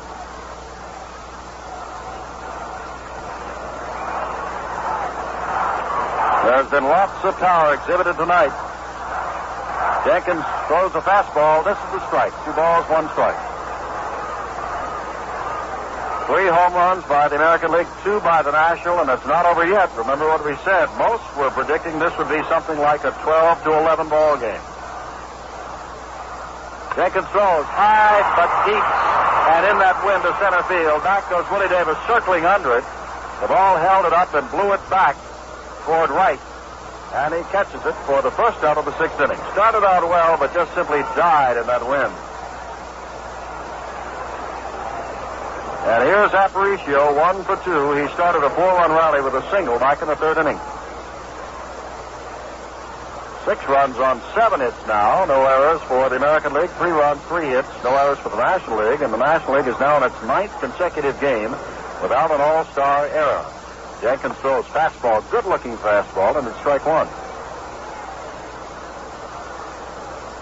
It is Lee May at first, Glenn Beckett at second, Don Kessinger at short, Joe Torre at third, Stargell in left, Davis in center, Clemente at right, and Bench catching that swinging strike thrown by Marichal, the pitcher. 2 strikes to Luis Aparicio. Aparicio now 37 years old, and what a shortstop he has been in the American League. Ground ball. Chance for Beckert, who goes to Kessinger, back to first base, double play. And out of the inning, but not before, the American League gets 2 runs on that home run by Killebrew to left. 2 runs on 3 hits, no errors, and none left. We've gone 6 full innings. The American League 6, the National League 3. The Retail Clerks International Association has in its ranks many thousands of teenage store workers who, through their union, enjoy good working conditions. They know that to attain sound objectives both for themselves and their country, they need clear heads and healthy bodies. The Retail Clerks Union urges the youth of America to avoid harmful drug habits and to register to vote so that they can make vital contributions to next year's election. This message from the Retail Clerks International Association, Washington, D.C., 20006. Does my antiperspirant keep me dry? Sometimes yes, sometimes no. More times no. Well, I'd like to tell you that my antiperspirant keeps me dry all the time, but I have this thing about honesty. If you're still getting wet, you got to start getting tough. With lifeguard and perspirant, super drying stuff.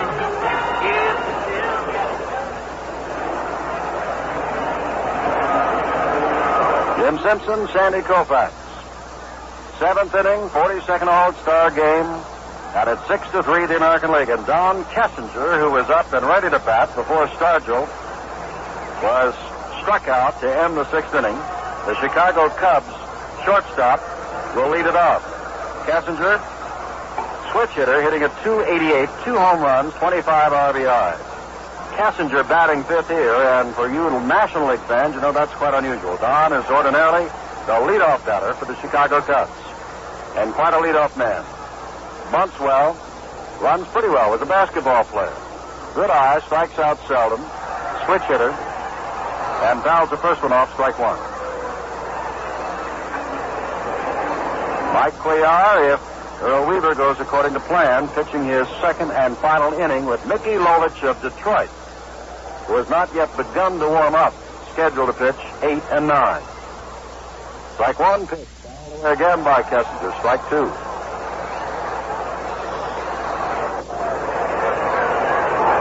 Felix Millan is out. Atlanta Braves infielder and warming up in the bullpen. For the American League, Killebrew is at first, Rojas at second, Aparicio at short, Robinson at third. Left, Otis in center, Kaline in right. Freehand giving the signal to Cuellar, who's ready to pitch on the 2-strike count, misses outside to Don Kessinger.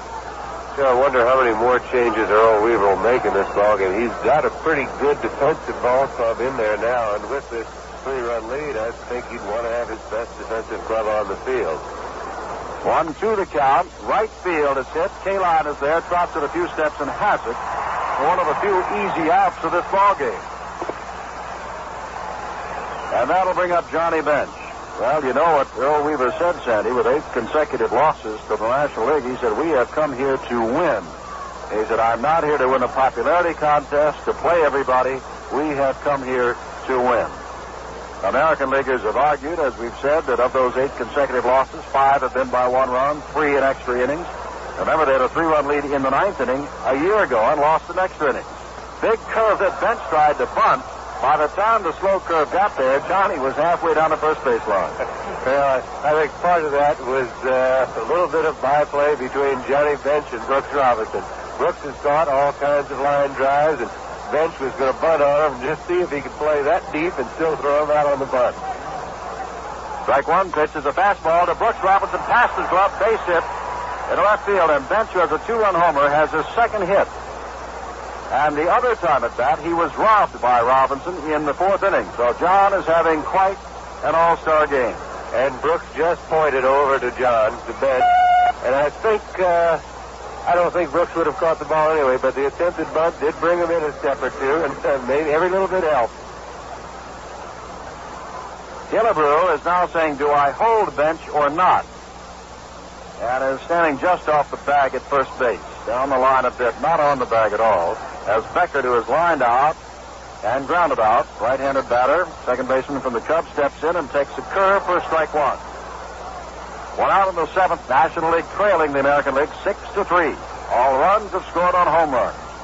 And if you've just joined us, you have missed quite a ball game.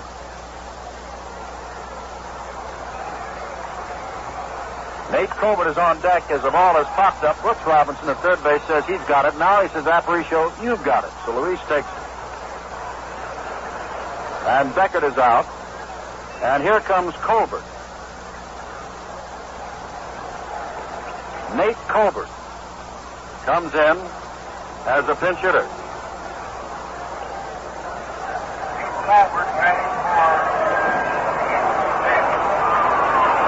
Colbert hitting at .277, 19 home runs, 51 RBIs. Right-handed batter has the bat back on his shoulder as the delivery started and lifts it off and takes strike one. San Diego Padres, right-handed hitting power man. Slightly open stance, rather deep in the box. Cuellar, left-handed batter, working to the right-handed Colbert with 2 out, throws him a curve. That's a strike at the knees. It's 2 strikes to Colbert. Nate didn't think so. Mickey Lolich has now begun to throw for the American League down the third base line. Bench leads off a couple of steps from first base. Cuellar throws a fastball and strikes him out swinging. No runs, 1 hit, no errors, 1 left. To the last of the 7th we go. The American League 6, the National League 3. When I say made in Detroit, what do you think of? Automobiles. What car companies can you think of? GM, Chrysler, Ford. When I say engineering, which of those companies do you think of? GM. Do you know what company came up with the first fluid drive? I'm tempted to say Chrysler. Right. Do you know what company first offered power steering? Chrysler? Uh-huh. Now, do you know the first company to use torsion bar suspension in all its cars? Also Chrysler. I'm picking up. Pause 30 seconds for station identification. It's a gigantic store-wide summer clearance at Spector's of Albany. Spector's, Metroland's fashion leader for men and boys, has flash prices on all summer clothing, summer suits, and sportswear. Spector's has a tremendous selection, 1 city block deep, filled with the famous brands you know and trust. Remember, Spector's can fit any man, any size, any budget. Get big savings now during the great summer clearance at Spector's, 233 Central Avenue, Albany. Open every night till 9, Saturday till 6. WGY, Schenectady, New York. Tiger Stadium, Detroit, 42nd Annual All-Star Game. Hello again, Jim Simpson with Sandy Koufax. And Don Wilson of the Houston Astros with a 6-6 record. A 3.36 earned run average is arm and out right-hander to throw to Amos Otis of Kansas City, who drills the first one to left field. Stargell comes in, over, back a little bit, and has it for the first out. Hardly had a chance to tell you that Otis is a fine-looking young center fielder from the Kansas City Royals, hitting .317 this year. And now, stepping to the bat will be Cookie Rojas, up for the first time. As was Otis, and as is Otis, a member of the Kansas City team, and Rojas, former National Leaguer, having a great season. Wilson throws him, and he hits the first pitch, but pulls it foul. Rojas hitting .315. The Philadelphia Phillies voted Cookie Rojas some years back their best all-time second baseman. He's only been with Kansas City less than a full season. This was one hit down the line, maybe trouble. He may goes out, but in comes Clemente and has it in short right field. And again, I must complete my story after the batter's gone out. With Kansas City, Rojas already has been acclaimed the top second baseman in history. Well, Cuellar is out, and Don Buford, another Baltimore player is coming in. Buford, fine leadoff batter and having a fine year. Has power. 314, 13 home runs, 40 RBIs. Former Southern California football star. Last of the seventh inning, 2 are out, 6-3 the score. American League, everyone on a home run. Wilson on the mound replaced Larry Durker, who had to withdraw. Throws a breaking pitch, misses outside. May at first, Beckett at second, Kessinger at short, Torrey at third, Stargell at left, Davis in center, Clemente in right. Bench is catching his fourth catcher, Don Wilson of Houston. 1 ball counts the fastball, but misses. It's 2-0. Buford is a switch hitter and, of course, is batting left-handed against the right-handed Don Wilson. Big swing. And a miss. 2 balls, 1 strike.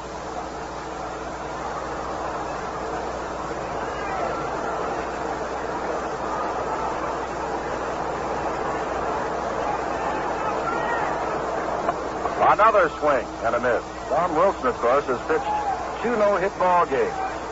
And over on the National League roster is Rick Wise, who has pitched 2 no-hit ball games, including one this year in which he hit 2 home runs.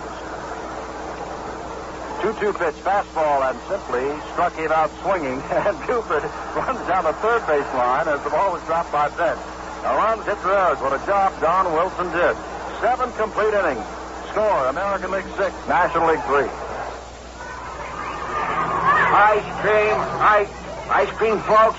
Hey, you're Andy and Dolly Granatelli, right? Right. Say, Mr. Granatelli, I got a super-duper ice cream bar I call the STP Special, because it cuts summer heat better, it's smoother, and it keeps you cooler longer. Just the way STP oil treatment works in a car's engine. Except for one thing. What's that? You can't lick STP.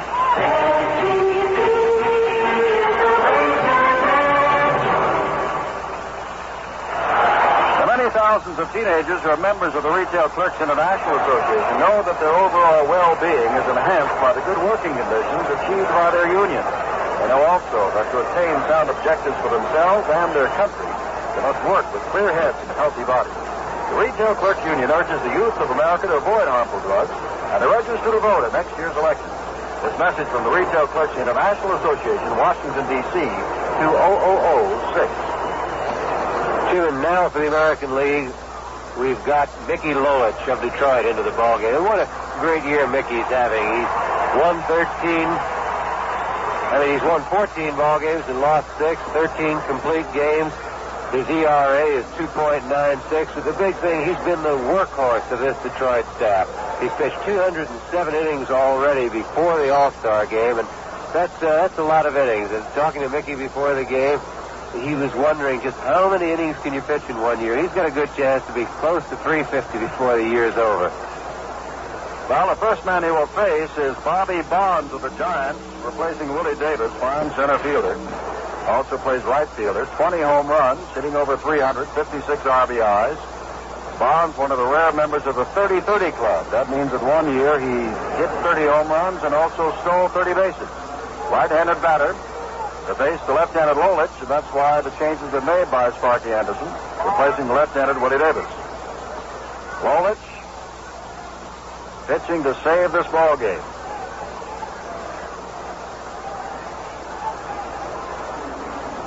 Throws, strike to Bonds.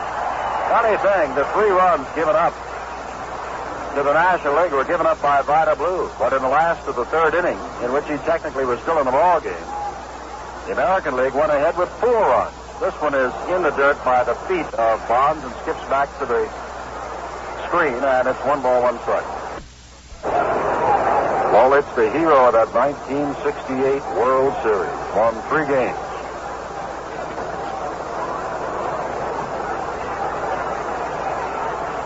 Fastball up high, and Bonds took a good cut but missed.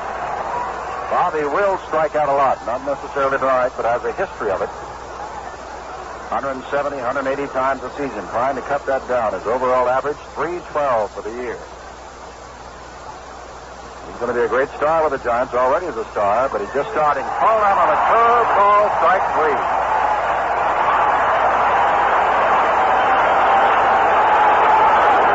the 7th National Leaguer to strike out.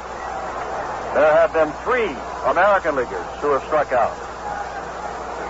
Hank, did you read Lolich's comment this week somewhere? Mickey has been called, I guess, a portly port sider. He's a little heavy, and he said he's done a lot for the fat guys in this world. He says they watch him pitch and say to their wives, look at that fat guy, he's doing all right, and have another beer. It's done a lot of things for fat people. Here's Roberto Clemente against Palmer back in the 5th inning. He crawled out on strikes looking. This one is under his feet and skips back to the screen again. Almost the same kind of pitch that got away from Mickey against Bobby Bonds. Ball 1 to Roberto Clemente. Up for the second time. Lolich of Detroit trying to save it for the American League before the home folks. And this pitch is over. Strike 1. 6 runs, 7 hits, no errors for the American League. 3 runs, 4 hits, no errors for the National.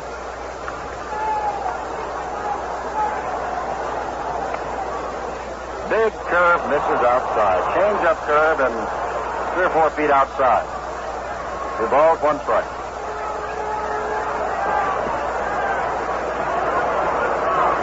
Remarkable night in Detroit. Temperature, I guess, has dropped to the low 70s. Little or no humidity. A lot of wind blowing. Another big curve that misses again outside, and there's 3-1 to Roberto Clemente. On deck is the dangerous Lee May in the 6-3 ball game. And in this ballpark, as you saw when the National League had a 3-0 lead, you can close up that lead and go ahead in a hurry. Jim Terry and Wilbur Wood are working. Terry, right-hander. Cy Young Award winner last year, Wilbur Wood, a left-hander and a knuckleballer. Back with a fastball, hit, ripped to center field. Back goes Amos Otis, great speed. Back, looking up at 415 feet away in the upper deck. And it's 6-4. 3 home runs for each team. Roberto Clemente connects. And that ties an all-star record of 6 home runs in the game, and we are in the 8th inning. Jim, it seems to me that if you look at all the great hitters, they all have good power to the opposite field. Roberto Clemente, another one of those right-hand hitters who can hit the ball quite a ways to the opposite field. He played in the old ballpark in Pittsburgh for many years, and that was the shortest fence in the park, so he learned to hit the ball the other way. With 1 out in the 8th inning, Lee May takes low, ball 1, and Lee May can connect. He hit 12 home runs in the 31 games played in June. Back with a fastball, ground ball. Lolich has it at the mound and throws over to Killebrew at first base for the second out, and the dangerous May is put down. Now Ron Santo comes up to replace Joe Torre, who was hitless in 3 times at bat. Santo obviously will take over for Torre at third base in the last of this 8th inning. 6-4 the score, and when they've hit the ball, it has gone a long way. That's that 3 we have seen hit into the upper deck in center field, Sandy, or at least to the upper deck. Including the Reggie Jackson one that hit, might have gone out of here, but it hit up among the lights, the stanchions that hold up the lights. Yeah, I think we've seen 2 into the upper deck and 1 over it, the one by Reggie Jackson. Second pitch to Santo, breaking pitch, strike 1. 1 ball, 1 strike to Ron Santo. Santo, longtime captain of the Cubs, 15 home runs this year in Wrigley Field, 60 RBIs, hitting at .288. Lolich ready, throws a curve that's inside and low. 2 balls, 1 strike. 8th inning, 6-4. Well, for once, the experts were right. They said it's a hitter's ballpark. We see a lot of home runs, and we have seen 6. Lolich ready with a fastball. Swing and a miss by Santo. 2-2. On deck is Willie Stargell, who has 30 home runs in regular season play, but tonight has struck out twice and has been hit by a pitch. May not get a chance to bat in this, the 8th inning. It all depends on what Santo does. Now, the third base umpire, Doug Harvey, the National League, is calling time. A ball got away in the bullpen down the American League side in left field. Everything's all right. Santo steps back in on the 2-2 count. Lolich stares into his own catcher, a Detroit teammate, Bill Freehand. Ready to throw. Fastball beat high. 1 hop to Lolich, who's got it. Easy throw to Killebrew, and 1 run scores on the home run by Clemente. That's the only hit. No errors done left. We go to the last of the 8th inning. The American League 6, the National League 4. Hi, this is Joe Garagiola. And today I'm going to give you some inside information on corrugated packaging from Owens, Illinois. See, there are times when the inside of a box is almost more important than the outside, especially if the product you're shipping is fragile or has a funny shape. Owens, Illinois has an expert on inside package design at each of the 20 Owens, Illinois box plants coast to coast. Ask for the inside story. Owens, Illinois. They're in the yellow pages. Menon Skin Bracer helps you wake up. In the morning or any time. Scalpel ready, Doctor? Sponge ready, Doctor? Doctor. The doctor's asleep. Skin's in. Skin bracer. Thanks, nurse. I needed that. If you need waking up, slap on some Menon Skin Bracer. Its skin tightener and chin chillers work like a cold slap in the face. Thanks, Menon. I needed that. This is Sandy Koufax with Jim Simpson at Tiger Stadium in Detroit. The National League still trailing the American League in this ball game, but it's a little bit closer now. For the National League, 4 runs, 5 hits, and no errors. The American League, 6 runs, 7 hits, and no errors. A few changes on the field. In the outfield, Pete Rose has gone into right field, and Bobby Bonds into center field. And the changes in the infield will have Ron Santo at third base and Felix Millan at second base. Jim? That puts Lee May at first, Millan at second, Kessinger at short, Santo at third, Stargell remains in left. He'll get his cuts in the 9th inning. Bonds in center, Rose in right. Bench remains behind the plate. And Don Wilson, who had a very good 7th inning, will pitch his 2nd inning. Wilson got him 1, 2, 3. He'll start off with Carl Yastrzemski. And on deck will be Al Kaline. As all All-Star games are, this is a scorekeeper's nightmare or a scorekeeper's dream, depending on how you like to go with it. Wilson is ready, throws the fastball up high to Yastrzemski, ball 1. I loved it when you said, Sandy, here are a few changes. You gave 4. Only 9 people play the game. 1-0. Wilson right back and throws hard and fast again, but misses again. 2-0 to Yastrzemski. Carl, who had 4 hits last year and was the most valuable player in the game, and only 2 others have had as many as 4 in one All-Star game, is hitless tonight, 0 for 3. Left-handed batter against the right-hander Wilson, who fires his 3rd consecutive fastball, all of which have missed. Last of the 8th inning. 1 more half inning, and maybe the American League will break that skein of 8 in a row by the National League. There's the strike. 3-1. Yastrzemski taking all the way, but we went into the 9th inning down in Cincinnati last year with the American League leading 4-1. It was tied up and later won when Pete Rose scored on Jim Hickman's single. And when Rose scored, he knocked down Fossey. Fouled out of play by Yastrzemski. 3 balls, 2 strikes. Carl Yastrzemski. He missed what Carl said about the blow-up with Billy Canigliaro. He said, I've been in the major leagues for 10 years. I've tried my hardest in my heart and in my mind. I've never tried to have anyone traded or sold or fired. Ball 4, Yastrzemski has drawn a walk. That's the 3rd one given up. The first since Ellis was on the mound, and here comes Al Kaline, who hit the first pitch in the 6th for a base hit. And with that, we're now getting a little action in the National League bullpen. Rick Wise of the Philadelphia Phillies has gotten up to throw down there. Kaline, right-handed batter, 303 on the year with 8 home runs. That wind still blows. Tough to hit it out of here for right-handed batter unless he goes to the opposite field.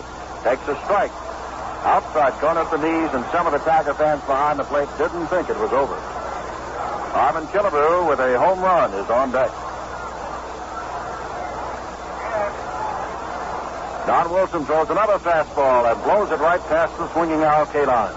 Strike 2. That wind, Sandy, has sprung up again. It's never really died, but it seems to be at greater velocity, like it was back in the 2nd and 3rd inning. Again, blowing toward right. Kaline takes the fastball outside. 1 ball, 2 strikes. And Don Wilson, who's a good fastball pitcher, lost some of it when he hurt his arm a couple of years ago, has thrown almost exclusively fastballs tonight. 1 ball, 2 strike count. Kaline, another fastball up high almost over his head, and it's 2-2.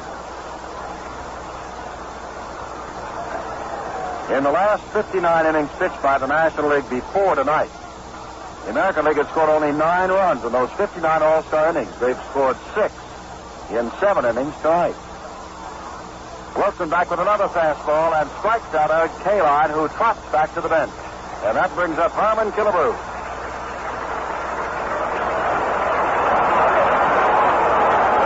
Second strikeout to Wilson. Here's Killebrew, who hit a 3-2 pitch in the 6th inning off Ferguson Jenkins and homered into left field seats, scoring Kaline ahead of him.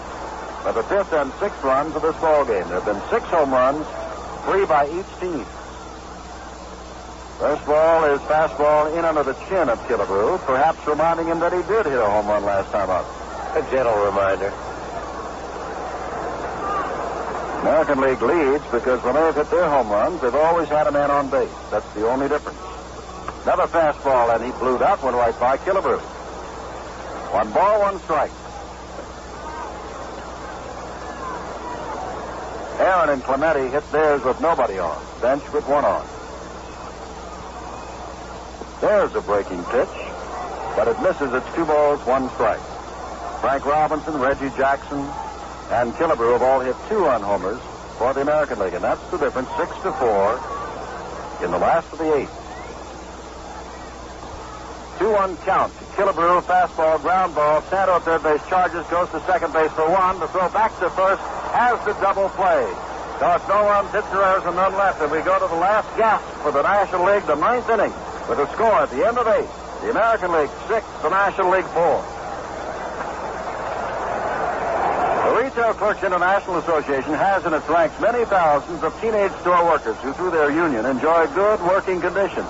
They know that to attain sound objectives, both for themselves and their country, they need clear heads and healthy bodies. The Retail Clerk Union urges the youth of America to avoid harmful drug habits and to register to vote so they can make vital contributions to next year's election. This message from the Retail Clerks International Association, Washington, D.C., 20006. All right, my boy. We'll see how great this Gillette dry look is. We'll test it on the Frankenheimer monster. First, set the adjustable valve for the control he needs. Now. I think he likes it. Yes, look at his hair. So natural, dry. Amazing. With Gillette dry look, he looks almost human. Except for the pipe in his neck. Sandy Koufax with Jim Simpson as we're back here in Detroit for the top of the 9th inning. The National League trailing by 2 runs. Their last chance down to their last 3 outs. Try and get back into this ball game. They've won 8 in a row, and if not in this inning, that'll be the end of the winning streak. Well, Sandy, that's Lou Brock out on deck, which would seem to indicate that Willie Stargell, who came into the ballgame with those 30 home runs and 87 RBIs and was standing on deck when Santo grounded back to the pitch in the 8th inning, will not bat. And Brock will bat for Stargell. Jim, I think you're in a situation here where you don't need the long ball anymore. The home run isn't going to help you, and Brock Anderson went with the man who's possibly got the best chance of becoming a base runner. Lou Brock's speed, his ability to hit the ball on the ground or hit the ball somewhere. Sparky's looking for the base runner. He needs 2 runs, not 1. Lowledge, a left-hander, to Brock, a left-hander, who is hitting .347 on the year from the St. Louis Cardinals. Outfielder swings and fouls the first pitch back to the screen. Speaking of the 1968 World Series, Brock in 67 against Boston and 68 against Detroit simply terrorized the opposing catchers. And when the Cardinals have the Tigers down 3-1 for the first time that anybody could remember, Freeham threw out Lou Brock. And from there on, the whole series turned around. Tries to bunt his way on, Lolich in. Left-handed throw to first base, just does have the speedy Lou Brock.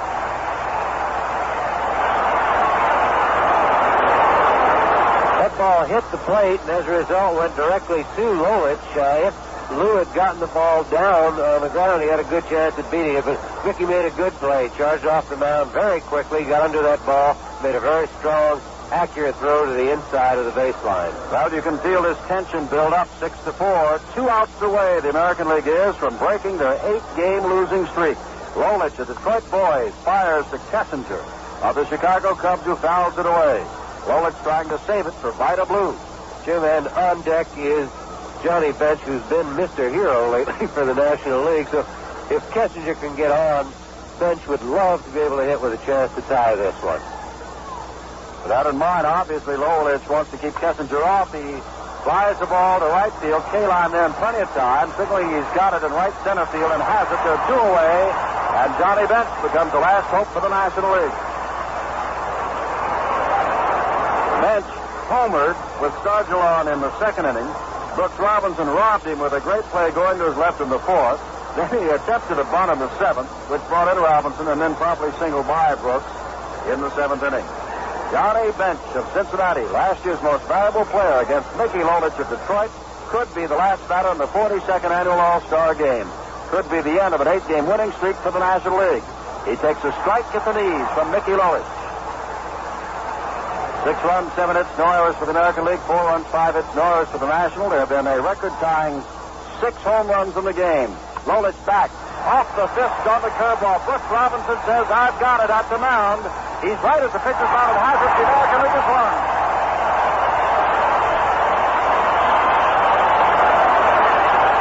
The final score, the American League 6, the National League 4, and we'll have a recap of tonight's action in just a moment. Summer's here, and so is summer travel. If you're like most of us, you're using your car more than ever.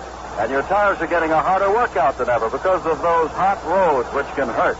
It's a good time of year to take a hard look at your tires and make certain they're all they should be. If they're not, it's best not to fool around. Come on into your Phillips 66 station and get the tires that are built for performance. Phillips Custom PGB 66 tires. These wide belted tires are made with 2 plies of polyester cord and 2 belt plies of fiberglass to reinforce and stabilize the tread element. And that adds up to long mileage and durability. And you can get them now at the Phillips 66 station nearest you, the same place you get 3 for the money gasoline performance. Stop in tomorrow for the high-performance products today's cars need. At Phillips 66, it's performance that counts. Well, Sandy Koufax, the American League did it. Jim, it was a very happy American League team that left the field. I think you don't think too much about the All-Star game for a while, as long as the series seems to be going back and forth. You win one and the other league wins one, but after losing 8 straight, they had to really want to win this one tonight, and they did. They had good power. They got their runs on the home run. They hit the ball out of the ballpark, and they got the better pitching. The National League got 2 runs in the second inning on the one bad pitch that Blue made to Bench that he hit out, but other than that, the American League pitching, I think, was just a little bit better than that of the National League. They didn't walk as many. They didn't seem to get into as much trouble, and I think that's the story of the ball game tonight. We'll continue with our All-Star post-game roundup in just a minute. Ready on the clock. Golf, we're here at the filming of a TV commercial in which a man will shave in less than 20 seconds to test the Gillette Techmatic razor. 5 seconds. No razor can guarantee it'll never cut you, but Techmatic is made to reduce the risk. 10 seconds. Techmatic is specially designed for fewer nicks or cuts. 15 seconds. And that's it. 16.8 seconds. A good close shave without a nick or cut. Yeah, that Techmatic works great. Watch for this commercial on TV. Proof that Gillette Techmatic is tough on your beard, not on your face. The many thousands of teenagers who are members of the Retail Clerks International Association know that their overall well-being is enhanced by the good working conditions achieved by their union. They know, too, that to attain sound objectives for themselves and their country, they must work with clear heads and healthy bodies. The Retail Clerks Union urges the youth of America to avoid harmful drugs and to register to vote in next year's election. This message from the Retail Clerks International Association, Washington, D.C., 20006. Well, Vida Blue, who gave up 3 runs through the first 3 innings that he worked, turns out to be the winning pitcher in his first American League All-Star start. And Dock Ellis, who started and was very effective in the first 2 innings, fell below those 4 runs in the 3rd inning, scored on home runs a mammoth blast by Reggie Jackson and a long home run to right by Frank Robinson. And that put the American League in front to stay 4-3, and Dock Ellis becomes the losing pitcher. And Sandy, it was said it was a hitter's ballpark, and 3 home runs by each squad, and as we said, the big difference being that when the American League hit theirs, there was always a man on base. Sure, I think if any pitcher is going to get into trouble, it's going to be with walks and the long ball, and tonight we had 6 of them. It tied a record. It looked like in the third inning when Dock Ellis got into trouble. It looked like he got a couple of his breaking balls up a little bit. And when you've got hitters of this caliber on the ball club, they don't miss high breaking balls. A fellow who's not as good a hitter, he may foul it off or, pop it up or something like that occasionally. But the good hitters, when you make a mistake on them, they hurt you. And I think that's what happened tonight. There are a couple of mistakes in the ball game by the pitchers. Not a lot of them, a few, but every time one was made, the hitters jumped on it and hit the ball very hard somewhere. Well, the fans are always arguing which is the better league, Sandy. In the American League, I'm sure all of their fans and American Leaguers will say, well, out of the last 3 World Series, the American League has won 2 of them. And now we won an All-Star game after 8 straight by the National League. And let's give credit where credit is due in that. Those 2 World Series won in the last 3 years were by the Baltimore Orioles. And tonight's winning manager was Earl Weaver of Baltimore, and Palmer and Cuellar of Baltimore did a fantastic job. And, of course, Mickey Lolich of Detroit wound it up, gave up the home run to Clemente in the 8th inning, but saved the ball game for the American League. We'd like to thank Commissioner Bowie Kuhn, Tom Dawson, the Director of TV and Radio Activities for the Office of the Commissioner, Joe Reichley, the Director of Public Relations, Charles Feeney, the President of the National League, and Joe Cronin, the President of the American League. And, of course, our hosts here in Detroit at Tiger Stadium have been James Campbell, Executive Vice President and General Manager, and Al Middlesworth, Director of Public Relations. And we'll be back with more highlights from tonight's All-Star game right after this message. It's a fact. Chrysler Plymouth offers more kinds of new cars than anyone else, including Dusters, Satellite, Roadrunners, Fury, Chryslers, and now a new entry in the subcompact field. The little car that can. Here comes Cricket. Coming through. Chrysler Plymouth. Coming through. New Cricket from Plymouth has 4 doors and gives you family-sized room. Gives you good gas economy. And things you can't get in some other import-sized cars, like power disc brakes in front. Standard. Big 14-cubic-foot trunk. And Cricket is Chrysler-engineered, Chrysler-built. Cricket. Only $19.15. Manufacturer's suggested retail price. Excluding state and local taxes, destination and suggested dealer new car preparation charges. At selected Plymouth dealers.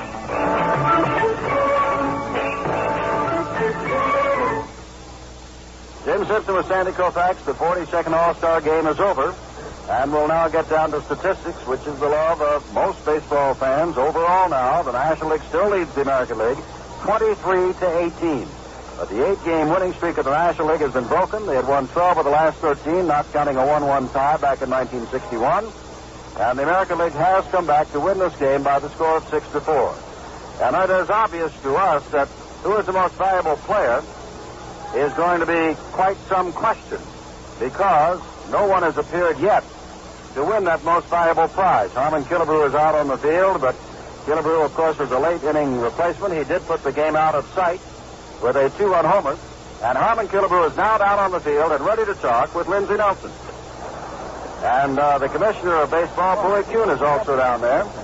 And in a moment, we'll be going down to Lindsey. We haven't heard from Lindsey all evening long, but he has been down there waiting to talk to representatives of either the American or National League, but this has been the American League day. So, let's go down, if we can, to Lindsey Nelson. All-Star game tonight. He's not, they say, right now. He's come out on the field, but evidently they're having trouble. Well, you can hear in the background our television audio, to which Lindsey is also linked into, saying that they're having some trouble finding the most valuable player.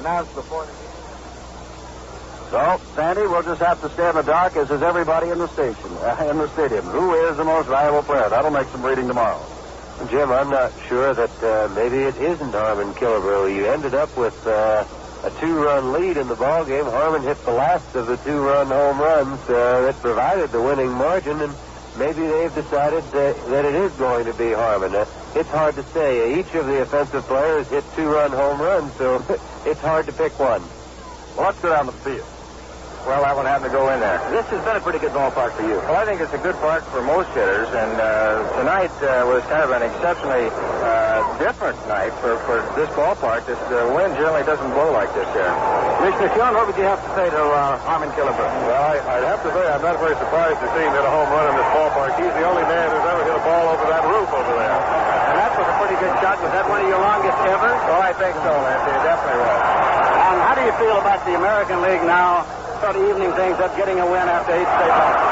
Well, we're real happy about it because it's been a long time since we've been able to beat the National League, and I think it did a lot for us. Well, Harmon, whether you are or not the most valuable player, we don't know, but you played a tremendous ball game. Congratulations. Thank you, Lindsay. Commissioner, thank you very much. Thank you, Lindsay. Now let's go back upstairs.